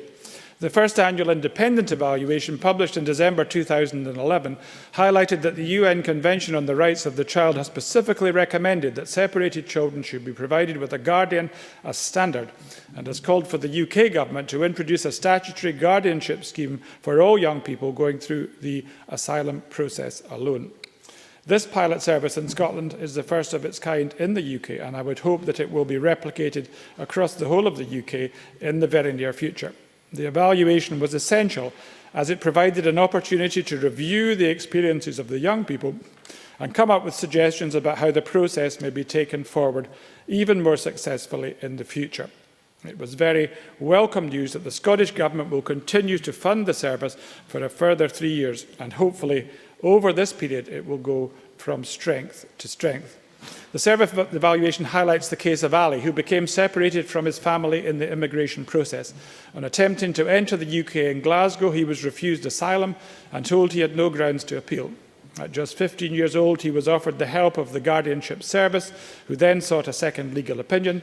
This led to his appeal being accepted, and Ali now has the chance to rebuild his life with the support network built up through interaction with his guardian. Without that help, he would have been forced perhaps to return to the situation from which he had fled. And that graphic example, I think, sums up the success of this service. I congratulate it on its achievements so far, and I wish it all the best for the future. Many thanks. I now call on Christina McKelvey to be followed by Dave Thompson. Thank you very much, Presiding Officers. Members in the Chamber will be well aware that I play a very active part, along with others in this Chamber, in seeking to improve the lives of young people who have undergone the trauma of trafficking or who have been seeking asylum, or in some cases, sometimes both. Since immigration is a reserved power, we in Scotland have no real control. The UK Border Agency sees it as fit and proper to treat young children as young as 10 or 11 years old in the same way that it handles adults who arrive at any of its borders. That means lengthy interviews, probably through an interpreter, the preparation of a testimonial, which we've heard about a lot this afternoon, that you probably don't understand, but which is meant to explain why you are seeking asylum, and imagine for these young people a real sense of complete and utter disorientation. It won't do, Presiding Officer. The UKBA has got it badly wrong in the past, and I cite Dungavel and Don Raids as clear testimonial and a perfect example of where they have got it so badly wrong. I believe that Westminster needs to re-examine the system and find a better, fairer, more compassionate approach. Scared, confused about why they're there, lacking the comfort of a family member beside them, with few belongings and not knowing what's going to happen next, these young people must be absolutely terrified. This is, in my opinion, beyond Dickensian. I want to make an incontrovertible point. These are extremely vulnerable, frightened, displaced young people. We need to give them more than an introduction to our fingerprinting service. They are children. They have rights enshrined in European and UK law, and we have a duty to uphold and implement those rights. That's why I was pleased to hear that Westminster's Joint Committee on Human Rights suggests that the Scottish Guardianship-Service should be used as a model for England and Wales. And I think I should just quote exactly what they said in the report, because it's very interesting indeed. And it's on page 49 of the report, and I quote, "We welcome the findings from the Scottish Guardianship-Service, which demonstrates the value that a guardian can add for unaccompanied asylum-seeking and trafficked children. We recommend that the Government commission pilots in England and Wales Wales that builds upon and adapts the model of guardianship trialled in Scotland. The Guardian should provide support in relation to the asylum and immigration process, support services and future planning, help children develop wider social networks and ensure that their views are heard. I mean, I don't think I could have actually said that better myself, and I think hopefully the Westminster Government will take heed of that recommendation. Presiding Officer, without independence, I believe we are helpless to change the official UK border agency system.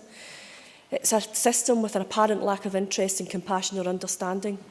Indeed, the squeeze on time to produce that crucial testimonial barely gives the child time to build up any kind of meaningful or trusting relationship with a solicitor who probably doesn't even speak that child's language.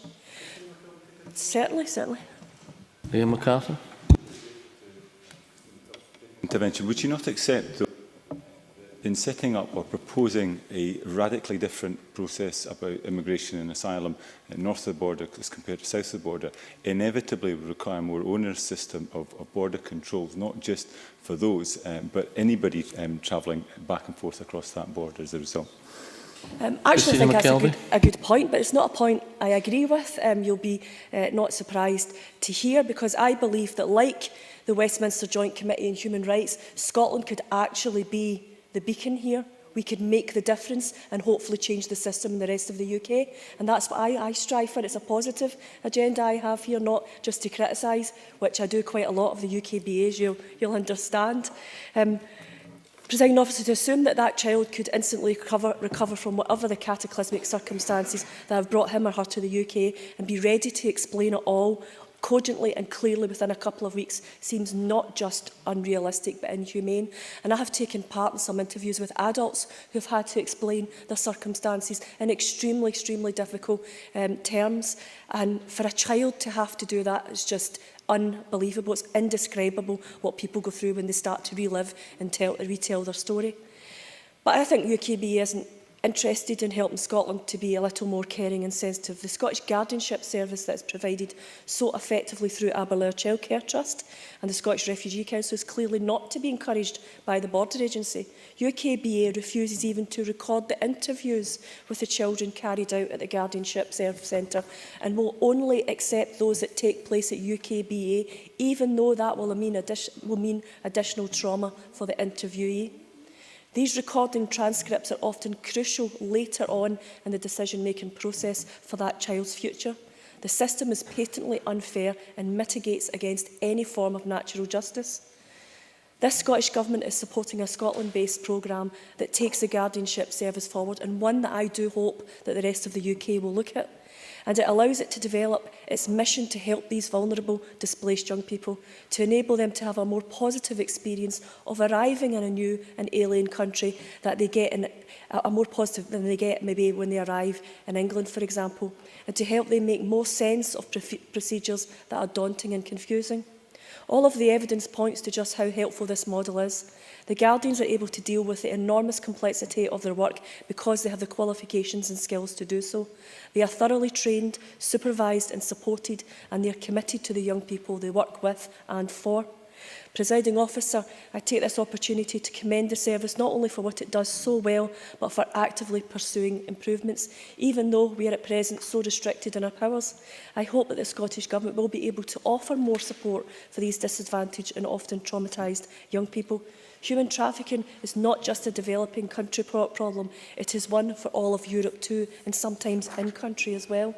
The Scottish Government has already pledged, I believe, to develop the Guardian pilot so that young people entering Scotland in this way will have someone they can trust and rely upon to help their case, not a civil servant, but an advocate who understands and who cares about that individual child's future. UKBA does not have the professional skills to offer judgment in child cases. Such an assessment needs to be made through child protection panels or similarly professional forums at a local social work level. There are people these people are best placed to respond sensitively and with care. I have already recommended this in this Action and Equal Opportunities Committee inquiry in the last parliamentary session. Finally, Presiding Officer, as I have already told Theresa May, the impending break-up of UKBA looks set to make matters worse rather than better. Far from operating in a more dignified manner, treating all people fairly and humanely, UKBA's UK-wide organisation will be even more unable to determine the trafficking status of children and young adults. That is something that needs to be managed from within the local community. And can I invite everyone to join me when I host Refugee Week next week? Thank you. Thank you very much. Now call on Dave Thompson to be followed by Graham Pearson, a generous 6 minutes. Thank you, Presiding Officer. In preparing for this debate, I read the briefing provided by a number of organisations, but particularly the Aberlour briefing, and the information contained in it, I would have to say, was truly humbling. As has been said earlier in this debate, on average, 5 children arrive in Scotland every month seeking asylum without parents, either through separation or another tragedy. Very few of these young people can speak English. More than half have so little information or documentation that they were classified as age disputed. This is a potent reminder that while we have a great many problems in this country, there are societies around the world where people exist in incomprehensibly desperate circumstances. And it's a sad indictment on humanity that societies still exist where life is so desperate that children have to make a dangerous journey across the world to seek asylum. The Guardianship Service, as others have mentioned, is a programme which pairs these vulnerable children up with an adult who can act as a guide and confidant throughout the asylum process and provide, as Malcolm Chisholm said, advice and emotional support. Now, the second of these is really important, and we need to be wary of the cold approach. Probably the best thing, as well as the guidance that we can offer these children, is a shoulder to cry on, a human caring face to the whole process. Because these children will be traumatised, and they need someone that they can really believe cares what is going to happen to them. The project began as a 3-year pilot, as has been said already, in 2010, operated by the Scottish Refugee Council and Aberlour Childcare Trust. And in February of this year, the Scottish Government, as has also been said already, announced they would fund the project for a further 3 years. This is very welcome, but unsurprising. In its relatively short period of operation, the Scottish Guardianship-Service has already attracted praise from the Joint Committee on Human Rights at Westminster, who have recommended that the UK Government introduce a similar pilot for England and Wales. Children who have received a guardian through the service have a significantly higher success rate in their asylum applications, 44.2% being granted refugee status or humanitarian protection, compared to just 20% in the UK, where no such service operates. Clearly, the Scottish Guardianship Service has already had a positive impact on those arriving in Scotland and is serving as an example of good practice across the country. As a relatively rich, developed country, I believe it is right to do all we can to help those who do not enjoy the luck that we have to live in a wealthy, democratic nation. It is our responsibility to do all we can to help those who arrive on our shores, in desperate need of assistance, and I'm pleased that the Guardianship Service is helping the most vulnerable of asylum seekers to navigate the process when they arrive.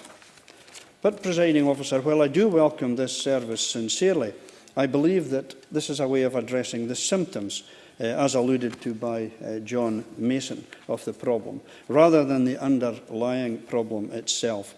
Of those children who arrived between September 2010 and August 2012, almost 3/4 came from just 7 countries: Afghanistan, Vietnam, Nigeria, Iran, Somalia, Gambia, and Eritrea.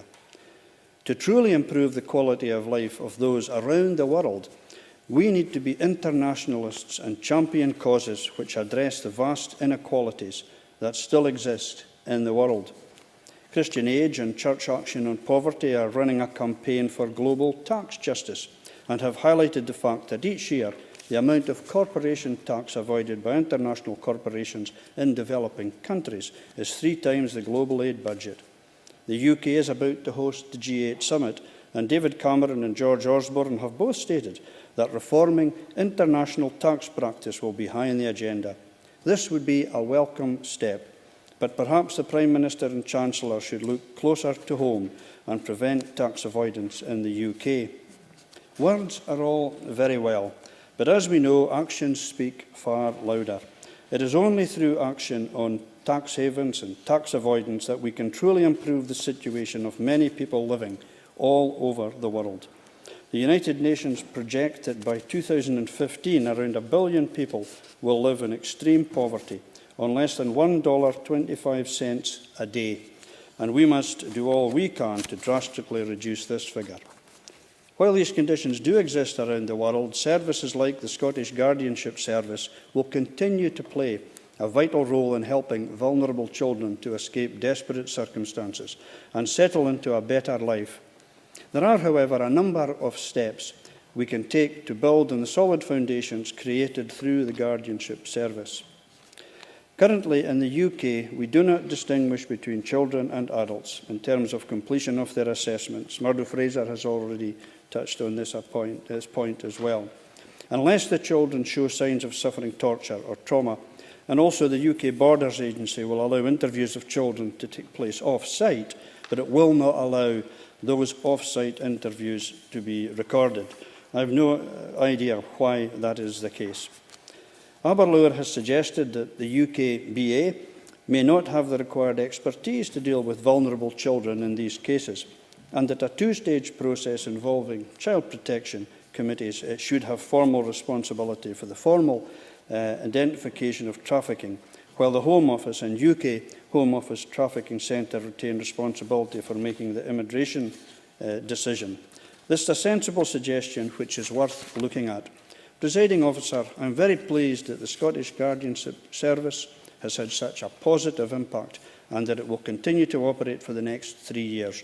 However, while I believe we should all welcome this, we must not lose sight of the fact that the need for this service highlights the unacceptable inequality that exists around the world. This should spur us on to take decisive action to reduce global poverty and lift hundreds of millions out of desperate situations. Thank you very much. I now call on Graham Pearson to be followed by Annabel Ewing. Thank you, Presiding Officer. Issues of refugees and asylum can cause significant concerns in our country, and this has always been surprising to me. We are a nation who are proud of our country. We celebrate our culture.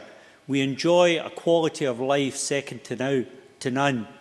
And how fortunate are we that we do not seek to flee our country due to war, due to oppression, persecution, and we do not seek refuge in another country. Which one of us would seek to make a choice of sending a child of ours to a distant land, to strangers, in the hope that they would be well received, loved and supported? In that light, as well as recognising the significant contribution that refugees make to Scotland, it is also important to acknowledge that allowing people to come to Scotland to escape torture and tyranny is a duty of a compassionate and responsible nation, and I believe that Scotland is such a nation. Putting aside the moral obligation that we have to refugees, it is vital that refugees, particularly children, are well looked after for however long they choose to stay here. With almost half of all refugees under the age of 18, it is clear that Scottish Guardian Service is a vital and worthwhile initiative.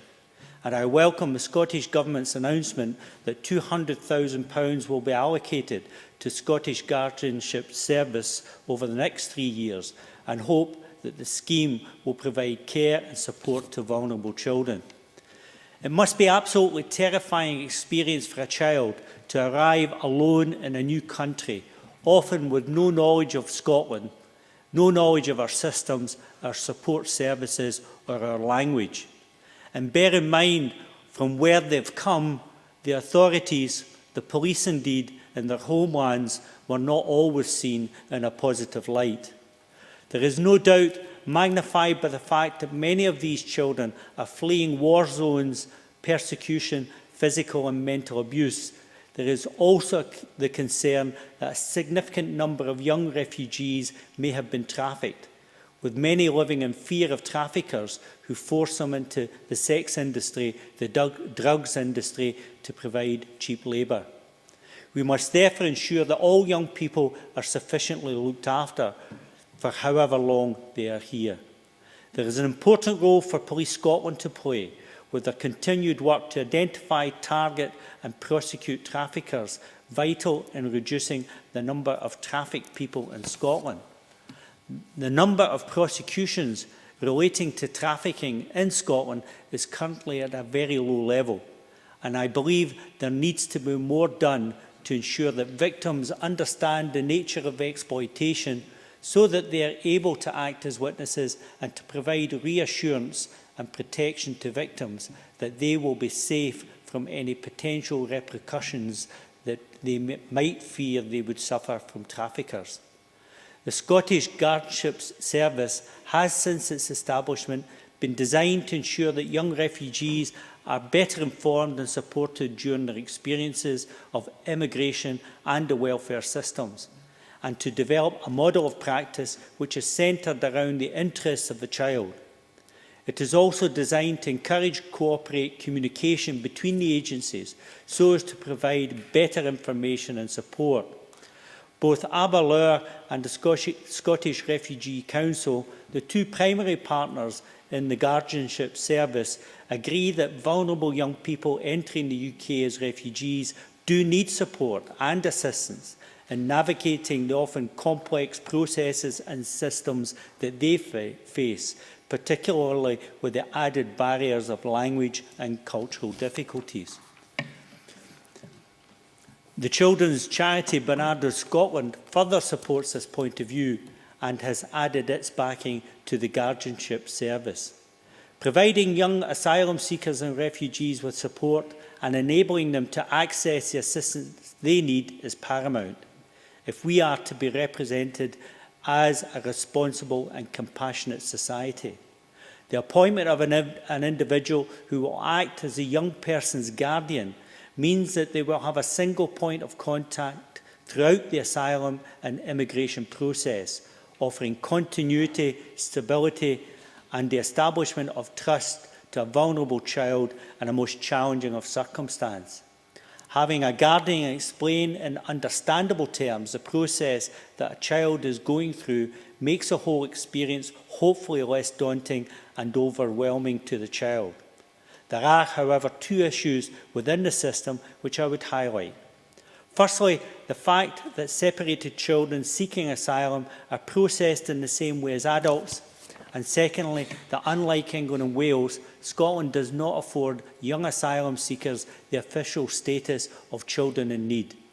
If we can address these two issues, I believe that combined with the Scottish Guardianship Service, Scotland will have a programme in place for dealing with young refugees, which we can, of course. Minister Aileen Campbell.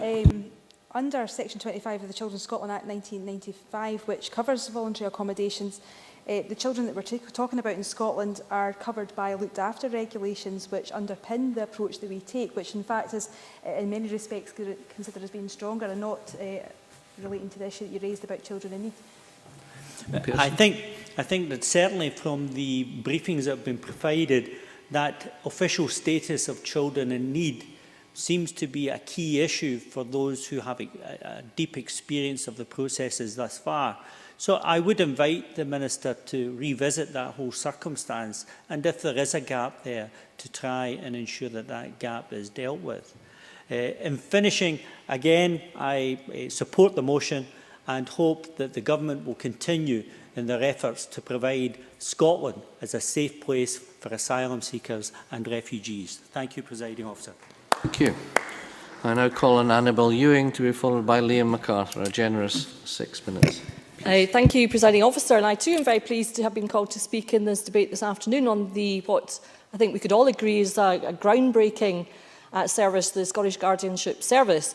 And it's very apt that we are having this debate this afternoon in advance of the celebration of Refugee Week Scotland 2013, commencing next Monday. And I know that my colleague Christina McKelvey, who's had to leave, this afternoon that she's hosting an event to celebrate this excellent initiative next week in the Scottish Parliament. As we have heard this afternoon, the Scottish Guardianship Service was established as a pilot project in 2010, further to a commitment made by the SNP Scottish Government in its 2008 response to the UN Committee on the Rights of the Child. And of course, it should be acknowledged, this service was also set up further to a lot of work behind the scenes of both the Aberlour Trust and the Scottish Refugee Council, who now operate the service. And I think all credit should go to both excellent organisations for the very hard work that they have done in ensuring that this service was set up, and in terms of the excellent way in which they have operated this service since its inception. As has been said, this service is non-statutory and is independent in its operation.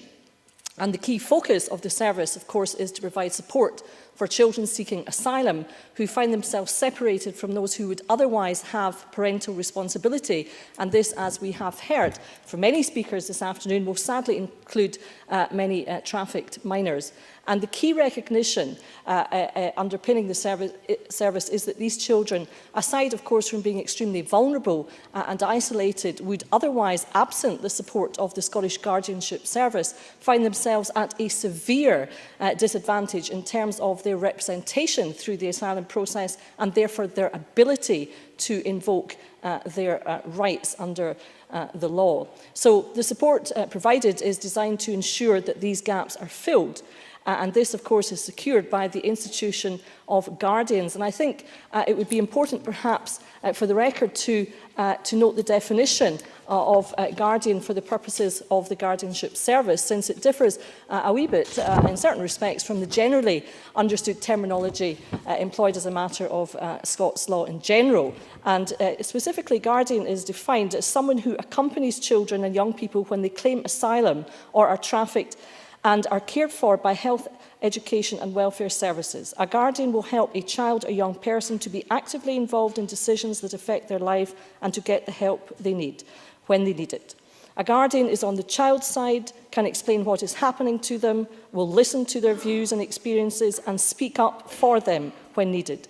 A guardian will also help a child or young person to plan for their future. So I think that definition sums up absolutely clearly what it is that we are all talking about this afternoon. And in addition to ensuring that these children have somewhere that they can call home, have social contact and of course access to healthcare and to education, as the Minister outlined in her opening remarks, the service does make a big difference in facilitating better decision-making by the UK Home Office caseworkers. And this results from the fact that much more information is available at the right time to the Home Office, and at the same time all the professionals involved are working together and sharing information together during the asylum process. And since its inception, the Guardianship Service has supported, I understand, over 100 young people from countries such as Afghanistan, Nigeria, Vietnam, Iran and Somalia.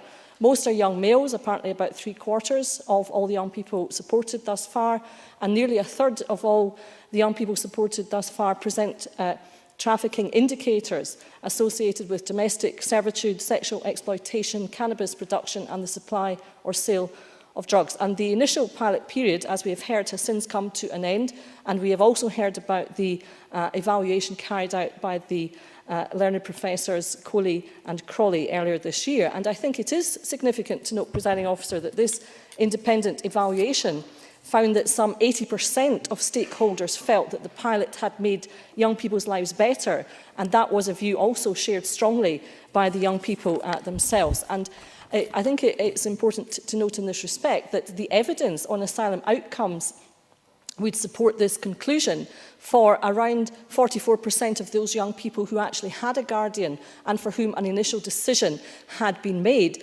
have actually secured refugee status or humanitarian protection, and this compares with around 20% in the UK more generally. And I'm therefore very pleased indeed, as I think everyone is around the chamber, to note that the SNP Scottish Government has agreed to fund the service for the next 3 years. This will allow key support to some of the world's most vulnerable children to continue. The continued funding will also allow the service to build on the experience gained over the first 3 years and to develop in terms of best practice going forwards. As to the suggestions that have been referred to in the part of the Bernardo's briefing, I have to say I did not receive the Bernardo's briefing, and it seems that some of my colleagues didn't receive it either, so I'm afraid I can't comment on that in any detail this afternoon. I think it's a credit to all those involved that the service is going from strength to strength, and I would pay particular praise here to the guardians themselves, who are making such a difference to the lives of these young people. We have heard, in conclusion, Presiding Officer, about the interesting note of the paragraph of the Westminster's Joint Committee on Human Rights, just published yesterday in its report on the human rights of separated children, which has suggested that the Scottish Guardianship Service could be used as a model to commission pilot projects elsewhere in the UK. And I think this is very much to be welcomed. But certainly I would have to say, Presiding Officer, from my time spent in Westminster as the MP for Perth, and my constant battles with the then Labour Blair Brown Westminster government over the disgrace that was the detention of children of asylum seekers in detention centres such as Dungavel, I am afraid I'm not particularly sanguine that there will be a speedy response from Westminster, but we can only but hope. But fortunately, and in conclusion, finally, Presiding Officer, for us here in Scotland, at least in regard to the matters covered by the Guardianship Service, we can forge ahead and indeed have done so to meet our international commitments, recognising at the same time that it is Westminster which retains at this time, but hopefully not for much longer, sole jurisdiction over asylum policy and procedures. Thank you, Presiding Officer. Thank you. And I now call on Liam MacArthur to be followed by Sandra White. A generous 6 minutes, please. Thank you very much, Deputy Presiding Officer. I think it may be a little presumptuous of us to claim this afternoon's debate as a highlight of the perfect launch for Refugee Week Scotland 2013, amidst an array of what I understand will be over 100 arts and cultural events in different parts of the country, celebrating the contribution refugees make to the communities who have welcomed them in. Our deliberations this afternoon may inevitably seem a little drab by comparison. Nevertheless, we should not be disheartened nor deterred. We have a contribution to make, not least in helping raise public awareness and broadening the horizons regarding the contribution that refugees make. We can, and many colleagues already have, highlighted the challenges refugees face, particularly those at the younger end of the age spectrum. In that regard, I welcome today's debate, and I'm happy to confirm Scottish Liberal Democrats' support for the Minister's motion. I would also like to thank Aberlour and the Scottish Refugee Council for their excellent briefing, as well as, of course, for the contribution they and others make to the Guardianship Service and wider support for refugees and asylum seekers in Scotland. Deputy Presiding Officer, there is no getting away from the fact that, much as we would wish it were otherwise, forced migration is an unpleasant fact of life. Most distressingly, it is a fact of life for very many children and young people in different parts of the world. War and conflict are an all too frequent catalyst, and one only needs to consider the appalling events unfolding in Syria to see the effect that this can have, a civil conflict that has already displaced more people than any other, while no end is in sight. Of course, people are forced to flee their homes and their countries for many reasons, including famine, disease, persecution. Meanwhile, the displacement due to human trafficking is on the increase, posing a growing threat, and one that entraps children and young people as it does adults, as Graham Pearson articulated in what I thought was an excellent speech. The UNHCR estimates that around half of the 34.5 million people of concern worldwide are children. Aberlour and SRC explain that few of those who arrive in the West are separated from their parents, and of those a small proportion end up in the UK. Those who do arrive in this country, however, have a right to expect to be treated with humanity, dignity and compassion. Very often these individuals, unaccompanied asylum-seeking children, are exceptionally vulnerable, as Malcolm Chisholm, Christina McKelvey and others have explained, and in need of more tailored and specialised support. In that respect, I very much welcome the Scottish Guardianship Service pilot and the funding made available by Scottish ministers that allowed this initiative to be prolonged for 3 more years. Before turning to the details of this particular scheme, I think it is important to acknowledge the decision taken by the UK Coalition Government to end child detention. It's been referred to by a number of members, and the experience of the children incarcerated at Dungavel shamed us all. The campaign to end the practice was one commanding support, quite rightly, across the political parties in this chamber, as well as wider society. I share the relief at the ending of such detention, but it is a chapter in our history that we can only reflect on with deep regret. It is also worth recognising the moves taken to end deportations of people who could be threatened in their home countries due to their sexuality. Like others in the Chamber, I believe further changes to immigration and asylum policy are necessary. I'm alarmed at the way in which the debate about these issues is conducted and heavily politicised. And indeed, some of this is reflected, I think, in the conclusions of the Joint Committee on Human Rights earlier this week, referred to again by other members. However, I'm pleased that progressive steps have still been taken in relation to these two areas at least. And for those such as John Mason, Christina McKelvey, Annabel Ewing, who are tempted to argue that we should break up the UK so that we can establish our own approach to immigration and asylum, I would urge caution. The greater the disparity between the regimes north and south of the border, the more onerous the border controls would inevitably be, and the more rigorously they would be enforced across the board, not just for those seeking asylum. I will in a second, Sandra.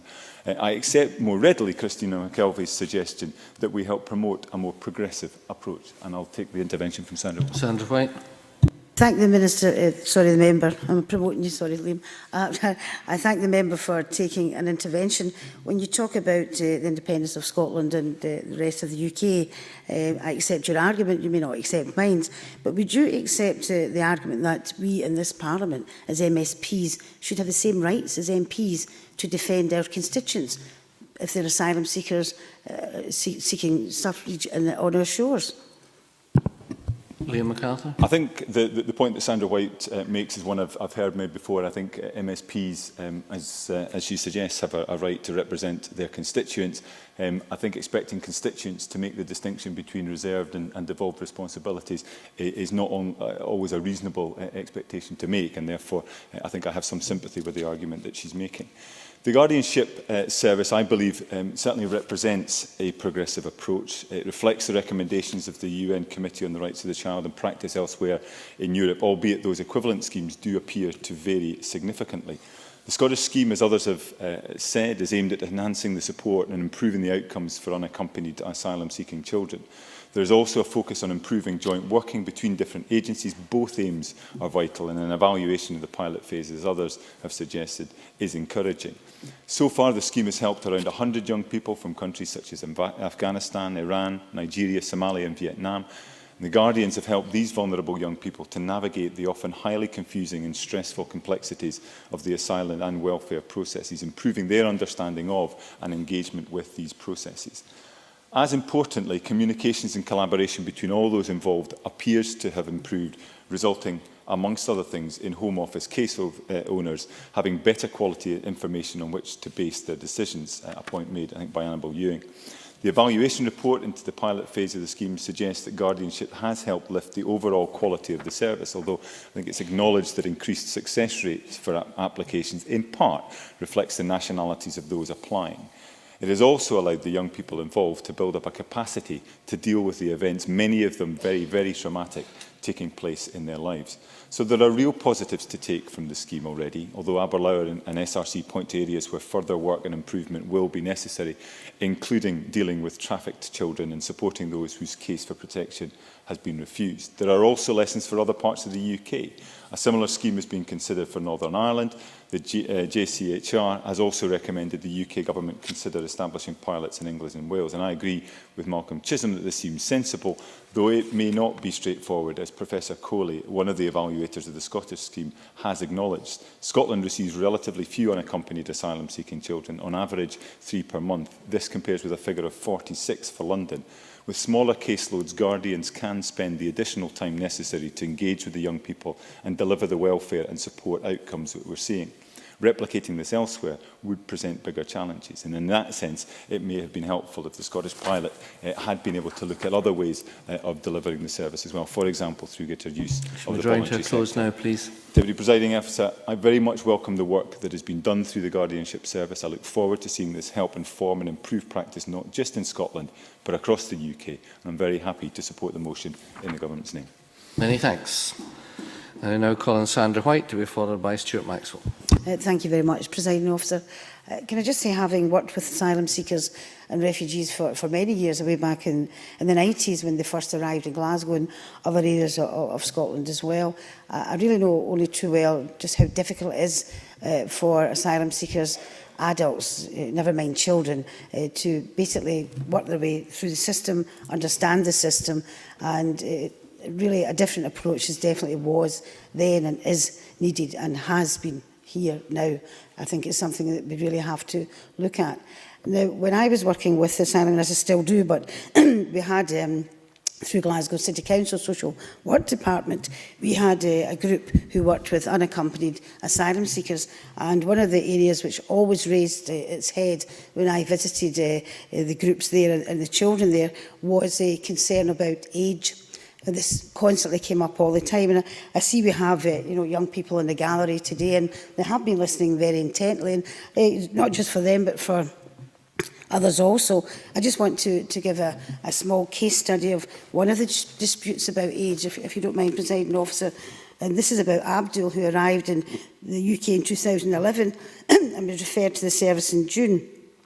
Now, Abdul believes that he's 14 years of age, and he was told by his mother his date of birth, which made him 14 years old. But when he came here, he was assessed as 16 years of age. Now, this caused numerous problems because of the dispute of Abdul's age. He was unable to attend school, and he was told to attend college. Abdul obviously wanted to go with children of his own age, and he was refusing to go to college. And as a consequence, Abdul has become very socially isolated and increasingly withdrawn, and his mental health at this stage has deteriorated. Now, I want to give that example because, as I said before, we have the children and our kids, young adults, in the gallery. Some of these young adults will be voting next year, possibly, and have that freedom to do so. And here we have in our country young unaccompanied adults with the traffic through whatever source at all don't have even that opportunity to have a say, or wouldn't have unless we had this unique, and I will call it unique, Scottish Guardian service. And it is a unique partnership between Aberlour and the Scottish Refugee Council, funded by the Scottish Government, and I welcome the Minister's announcement of an extra 3 years funding, and obviously it's supported by many charities, Barnado's and many more, and I think I certainly want to thank all of them involved. I'm sure that other members have thanked all of them involved. Now, the setting up of this project was developed, and this is when I say it's unique, with young people, for young people. And it is little wonder that, has been mentioned by other members, that the Joint Commission on Human Rights of the UK Parliament has recommended the UK Government commission similar pilots in England and Wales to establish a wider system of guardianship.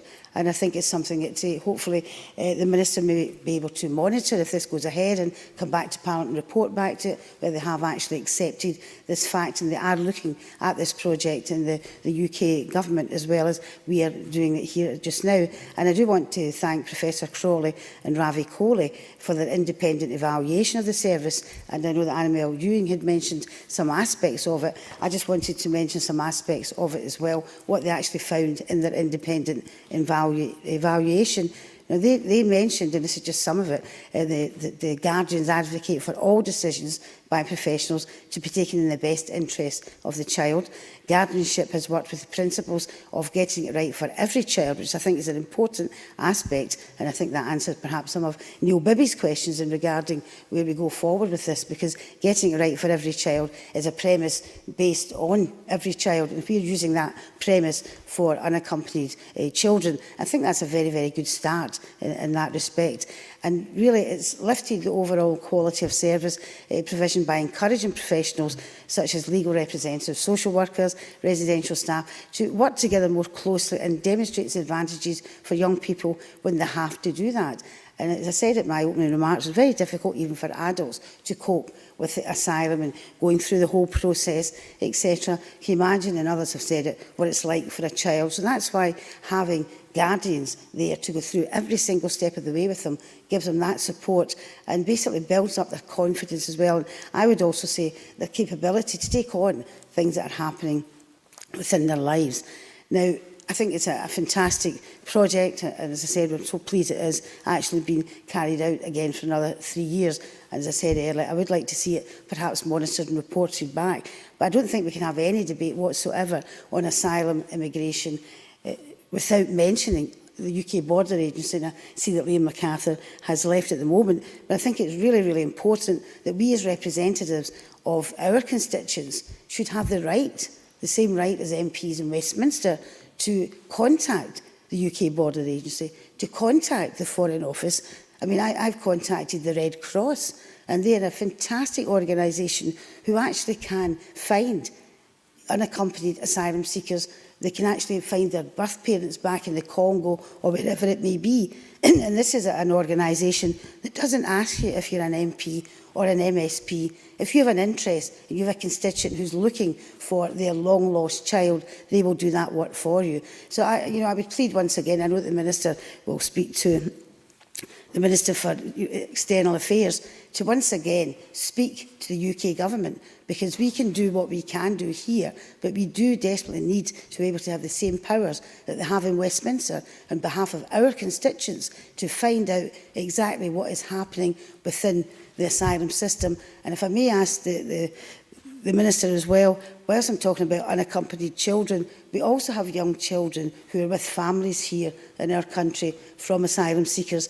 Is there anything we can do to make their lives better? Is there any way we can actually run this project out to speak to the children of those families, to stop them going down to Brand Street in the Glasgow area, to have their fingerprints taken, just in case they don't happen to be those certain children, taken out of schools, away from doctors' appointments? And I see you're winding me up, Presiding Officer, but I'll close now, and thank you very much, and I thank the Minister and everyone else for their contribution today. Thank you. Thanks for that. I now call on Stuart Maxwell, up to 7 minutes, after which we will move to the closing speeches. Thank you, Presiding Officer. I'm delighted that Scotland has met the UNHCR's guidelines on international protection, which state an independent qualified guardian should be appointed immediately, free of charge, for all separated children.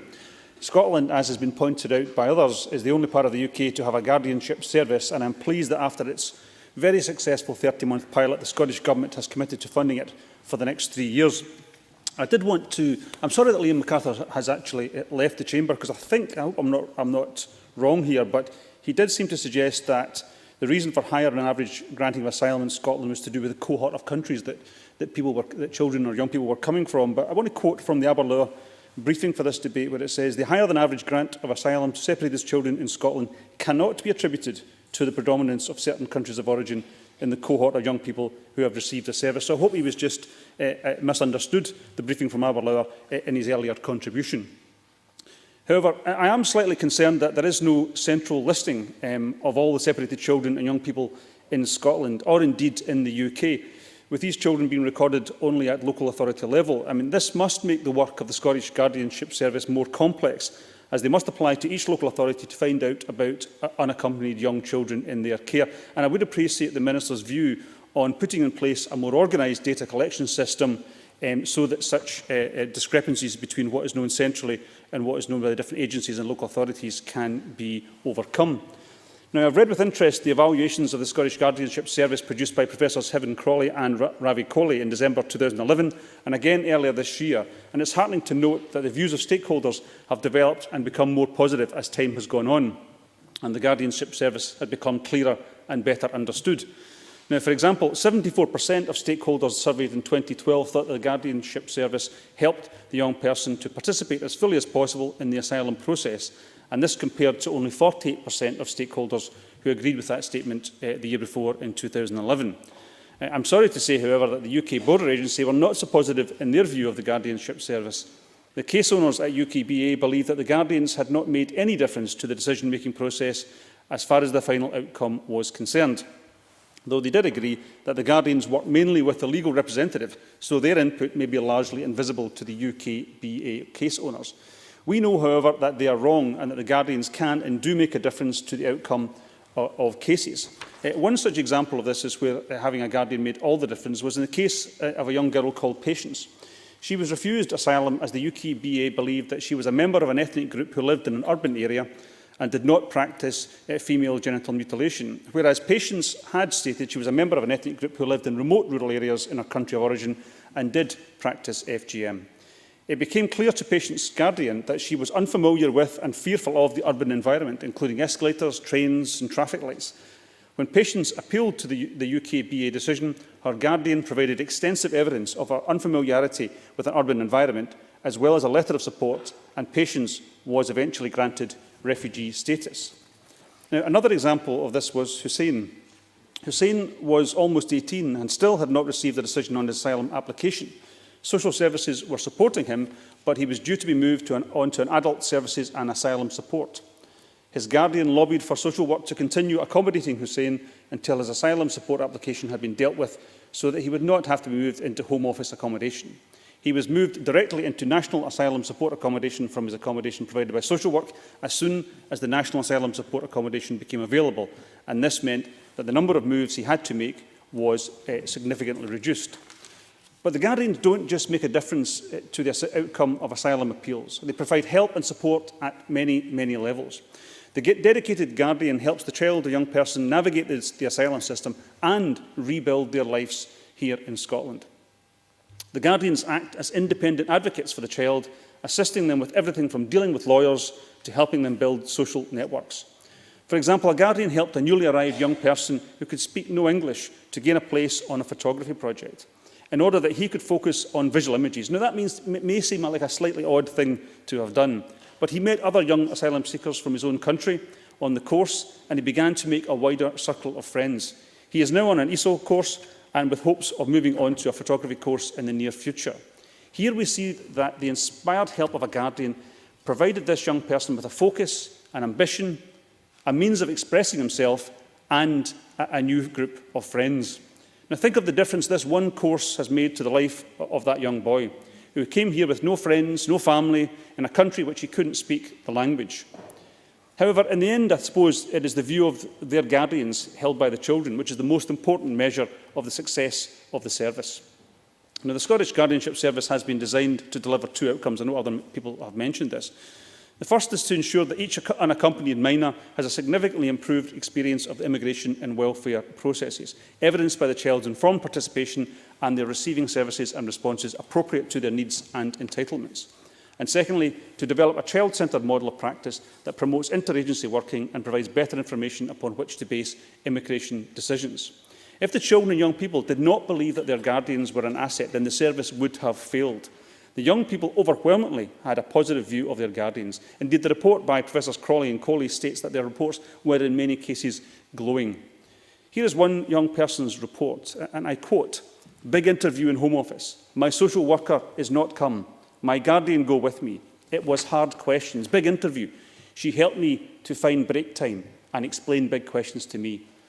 Frankly, that individual, that young person, with the level of English that they had, would have been in an impossible situation without the support that their guardian provided.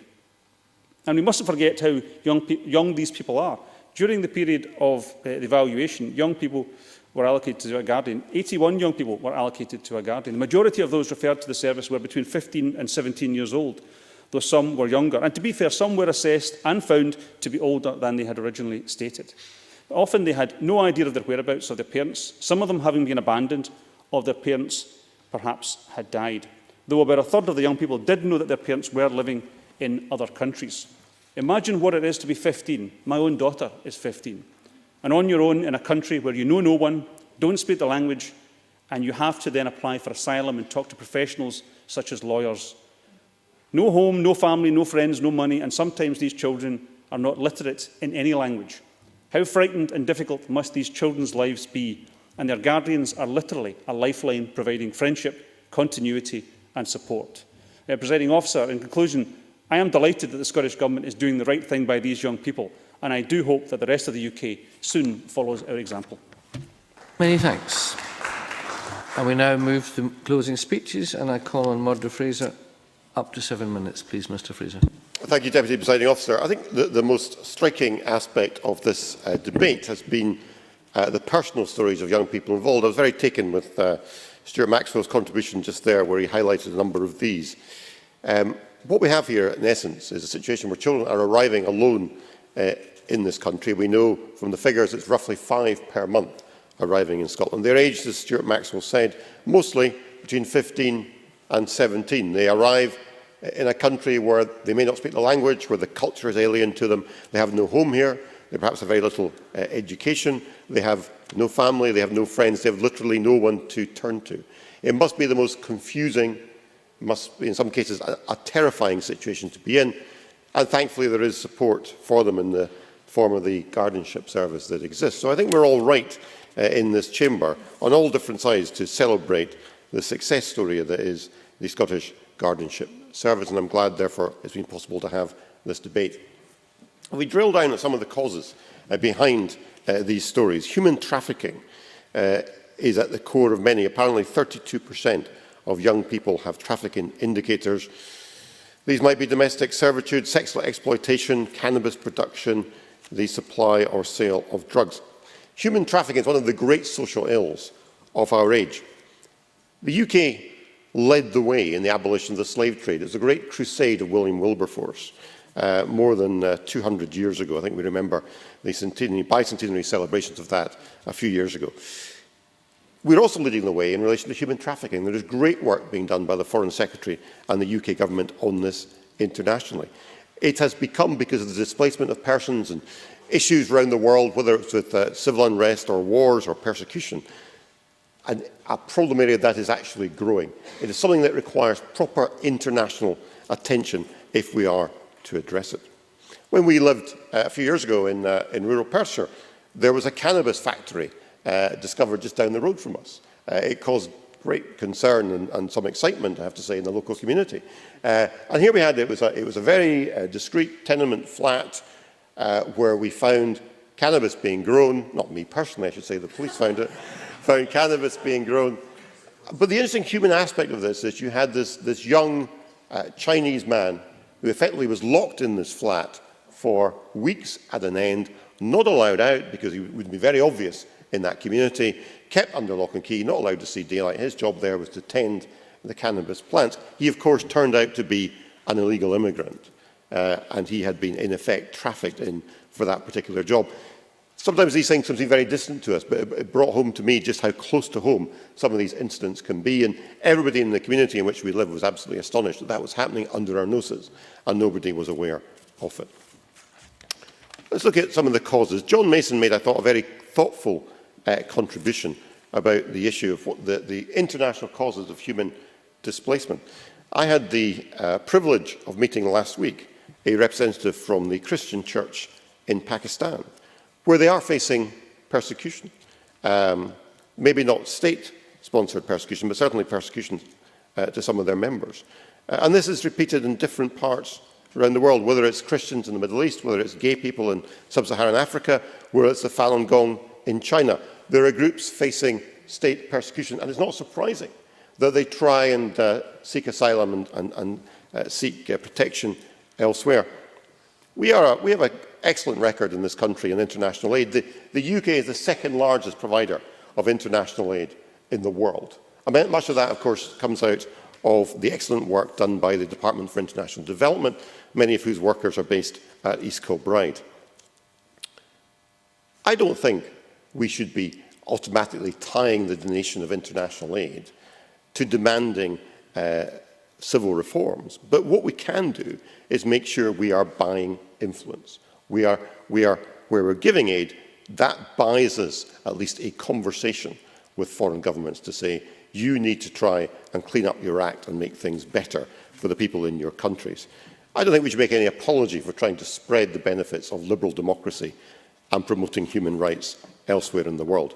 If that makes me a neoconservative Deputy Presiding Officer, I have to live with that label. Whether Mr Mason would be happy to share that particular description, I'm not entirely sure. Dave Thompson raised a very interesting issue of tax justice. And I agree with a lot of what he said. It is a very easy soundbite to say, why doesn't the government just get companies to pay their taxes? Of course, these things are all bound up in international trade agreements. They're bound up in the situation in the EU and within GATT. It is at the top of the agenda, though, for the current UK government in relation to the G8 meeting, this whole question of how do we make sure companies pay their taxes, because we all lose out when that does not happen. It might be unkind of me. Oh, yes, happily. Yes. Thompson. I thank the member for taking the intervention, and I'm really glad that he's given us an absolute assurance, as he just did, that it's top of the agenda, and I'm sure that's what will come out of the G8 meeting as well. I don't know if the member visited the tax justice bus that appeared outside the Parliament some months ago. There's plenty that can be done without getting international agreement to try to move these things on, and I'm pleased that he's accepting that that would be one way of ensuring that there are probably less refugees and others having to leave their countries around the world. Mr Fraser, 1 minute. I think Mr Thompson makes some fair points. It might be unkind of me to point out that the party of which he is a member now seems to be engaged in a race to the bottom on competitive corporation tax rates within the United Kingdom. So maybe he's not best placed to take the moral high ground on this particular issue. There was a broader debate, Presiding Officer, about immigration. Some SNP members couldn't resist making a constitutional point. I entirely understand that.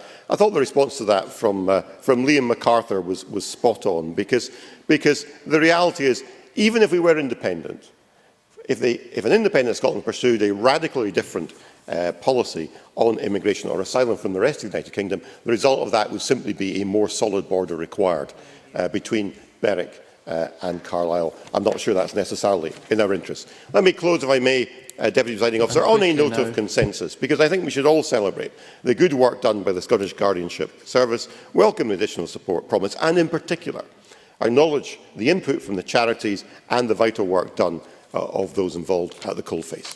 Thank you. Many thanks. I now call on Neil Bibby. Up to 8 minutes, please, Mr Bibby.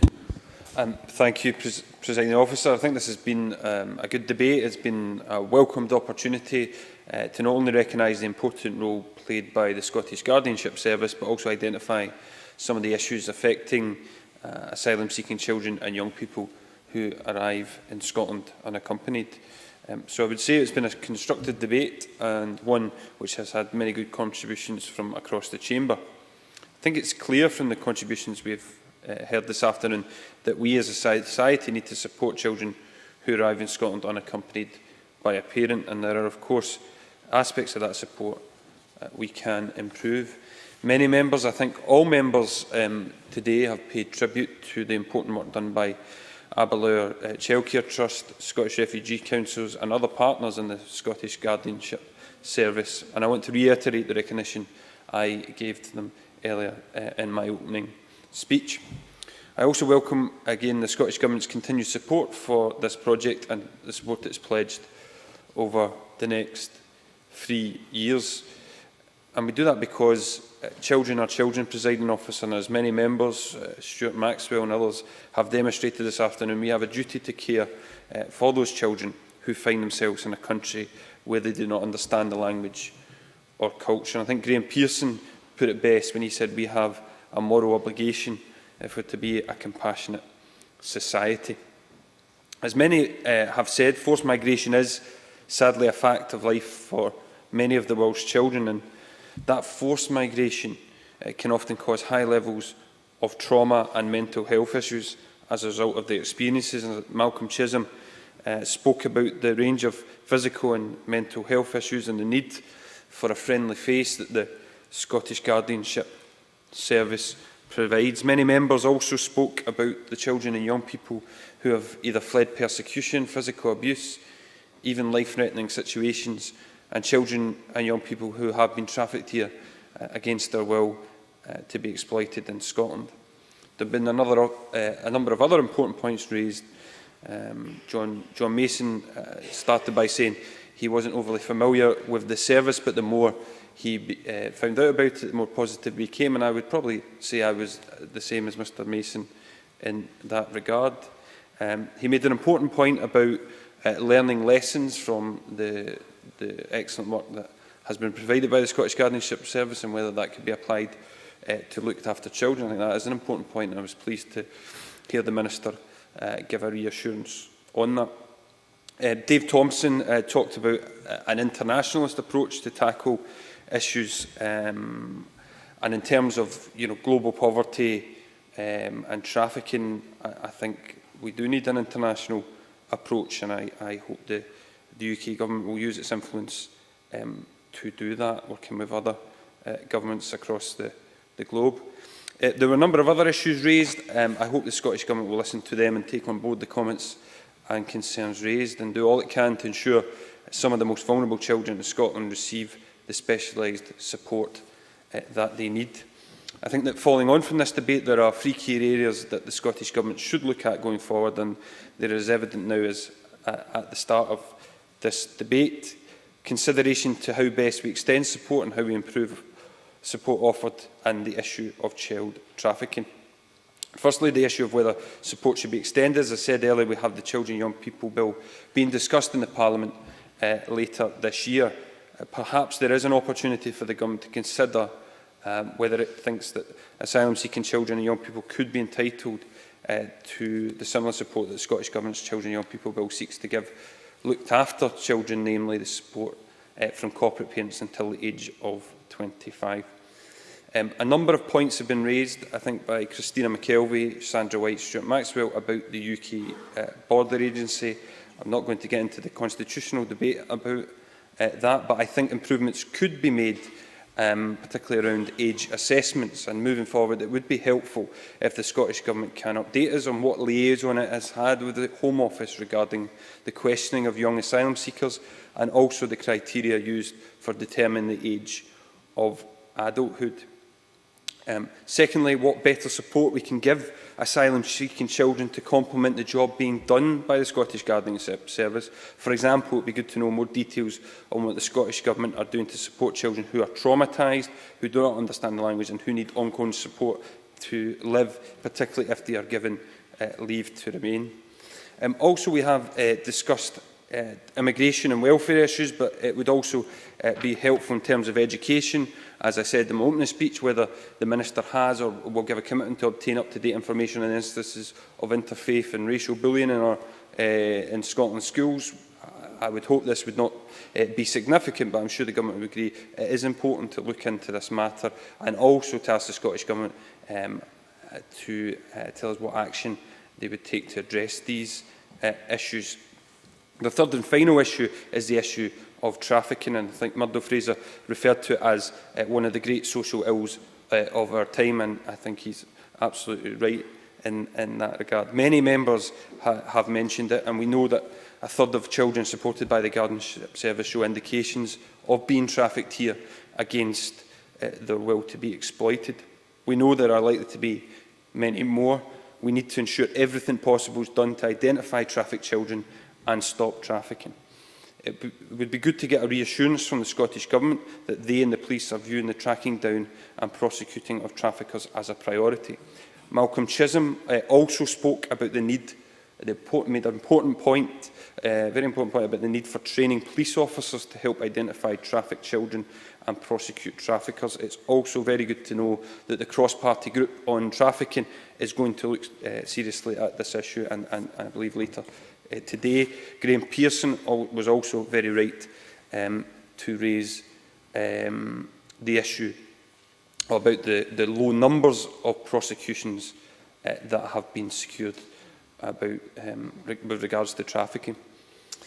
Also, in particular, it would be good to know from the Minister and the Scottish Government how they are supporting young asylum seekers to give evidence against those who have exploited them, and where young people are targeted for exploitation in communities. What support do police and local authorities give to them and the communities? Presiding Officer, in closing, I would reiterate what my Labour colleagues and I have said about the important work being done by the Scottish Guardianship Service. We hope that will continue and will continue to improve and help the children who, for whatever reason, end up here without parental support. And of course we are happy to support the Government's motion. Many thanks. And we now move to the closing speech from the Minister. Aileen Campbell, you have until 5 o'clock, please. Thank you, Presiding Officer, and thank you to everyone for what has been a very positive and very heartfelt debate with very many heartfelt contributions to it. It has been constructive with a healthy amount of consensus about this topic, and no wonder how could any one of us not support work that helps frightened, daunted, possibly persecuted young people who arrive on our shores without the support or the familiarity of their family around them. And I think John Mason's approach and Stuart Maxwell, John Mason, who put his 15-year-old self in the shoes of a young person who would arrive in Scotland without any family support, and about the work in which we need to do to support those young people was a very good approach indeed. And so too Stuart Maxwell, who thought about through those young people's lives through the prism of his own young daughter as well. I think that means that we have a greater emotional appreciation of this important work that the Guardianship Service does. And of course, I think everyone largely agrees that this is just simply the right thing to do. It's the right thing to do to support these frightened young individuals who arrive in Scotland. Now, the debate's tone has been correct, I think, and as Murdo Fraser has said, because this is such a sensitive issue, and I appreciate the comments that have been made from across the chamber. And it's been appreciative of the quality of the work which has been acknowledged by the independent evaluation of Professors Ravi Kohli and Heaven Crawley. Now, John Mason noted this high-level research and evaluation when he referred to the standards 7, 8 and 9. And I think that's absolutely correct about the lessons we must take across the broader suite of policies connected to young children and young people. Now, in John Mason's remarks, I intervened and mentioned to him the National Mentoring Scheme for Young Looked After People. And that very much concentrates on those young people having a stable relationship with a trusted adult as being so important for their long-term well-being and positive future outcomes. And to paraphrase Paul Brannigan, who's the actor in the Angel's Share, the film that was, I think, shown last year, who spoke at our learning session 1 of the Early Years Collaborative, he spoke about his way out of his very personally destructive lifestyle he was leading at the time. And it was through the support of his prison officer who helped him get through that. And it was more than support, it was about the stickability of that relationship and the trust that he had in that prison officer. And I think that was what John Mason was talking about, was about having that stable relationship with an adult, and that's what is so important about this guardianship service.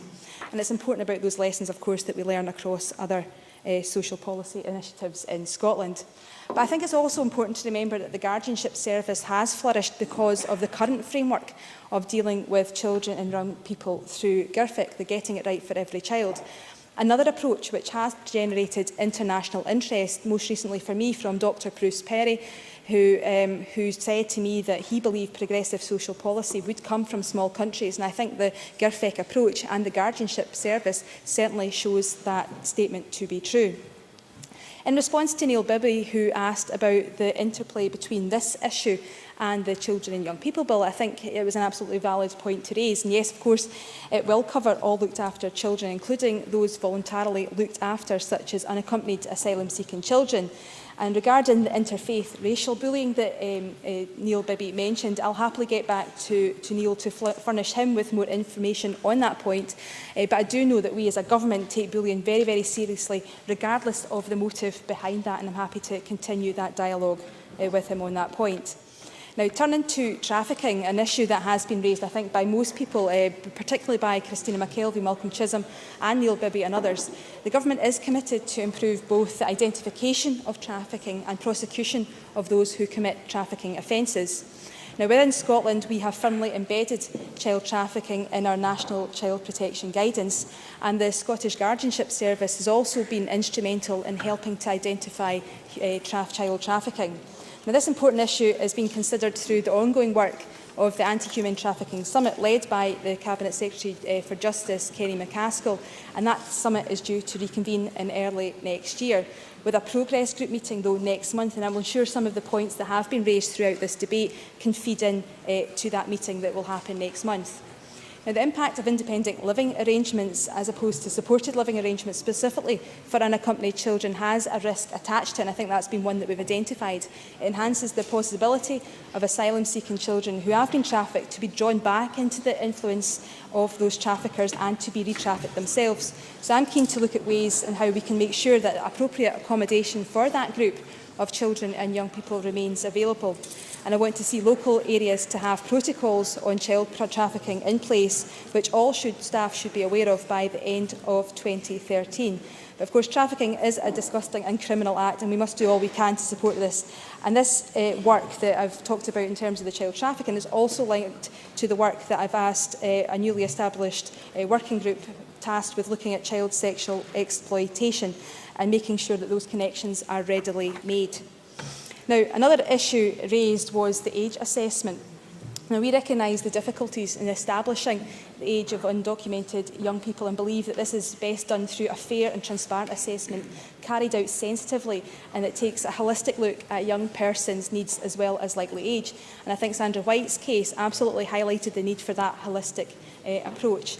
Now, the Scottish Refugee Council age assessment practice guidance has filled a gap in this area, and the Government has provided £5,000 for training on that age assessment toolkit, and I think that's something that I think will be welcomed by many of those who have contributed to this debate. Now, John Mason, Christina McKelvey, David Thompson and Malcolm Chisholm also noted the international element behind the issues of asylum and immigration.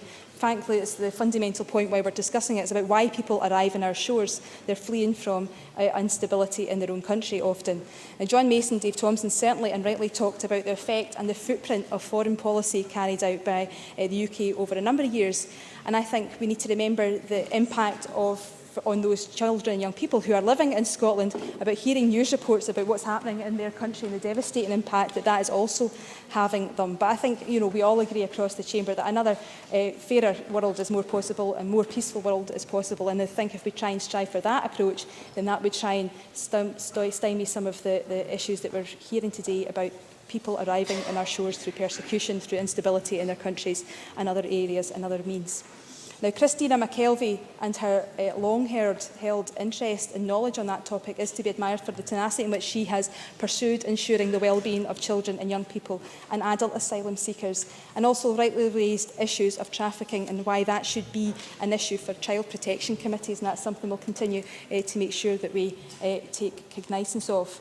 She and Annabel Ewing also raised issues about the UKBA's restructuring, and I agree that we need to be alert to the impact of these changes, and I'll continue to ensure Scottish interests are safeguarded, particularly as we forge our own path in how we deal with immigration. And Sandra White, of course, raised the frustration of MSPs not being treated with parity by UKBA. Stuart Maxwell also asked about how we can paint a more accurate national picture with better organised data, and of course that's something that we'll look at and get back to him on in due course. Now, to draw my remarks to a conclusion, Presiding Officer, the Scottish Government is very proud of this guardianship service, but of course we need to do more, and we always need to do more to make sure that Scotland can be the nurturing country that we want it to be, especially for children and young people who arrive on our shores for a number of different reasons, making them very, very vulnerable indeed. Now, if we do want to create the best place in the world to grow up, it needs to be for each and every child who makes Scotland their home. And we need to never take our foot off the gas on this important issue. And I think it's right that we debate this topic today. It sounds like many people didn't know about this unique Scottish service, so it's been good that we've been able to raise the awareness of it, and also, I think, have a nice introduction to Scottish Refugee Week, and to make sure that we do fully appreciate the positive the contribution that refugees across Scotland make to our society and to our country. So thank you. Well done. Many thanks. And that concludes the debate on Scottish Guardianship Service, a celebration of success. And it's now time to move on to the next item of business. And there is one question to be put as a result of today's business. And that question is that motion 6960, in the name of Aileen Campbell, on the Scottish Guardianship Service, a celebration of success, be agreed to. Are we all agreed? Yes. We are. The motion is therefore agreed to, and that concludes this meeting of Parliament, which I now close. Thank you.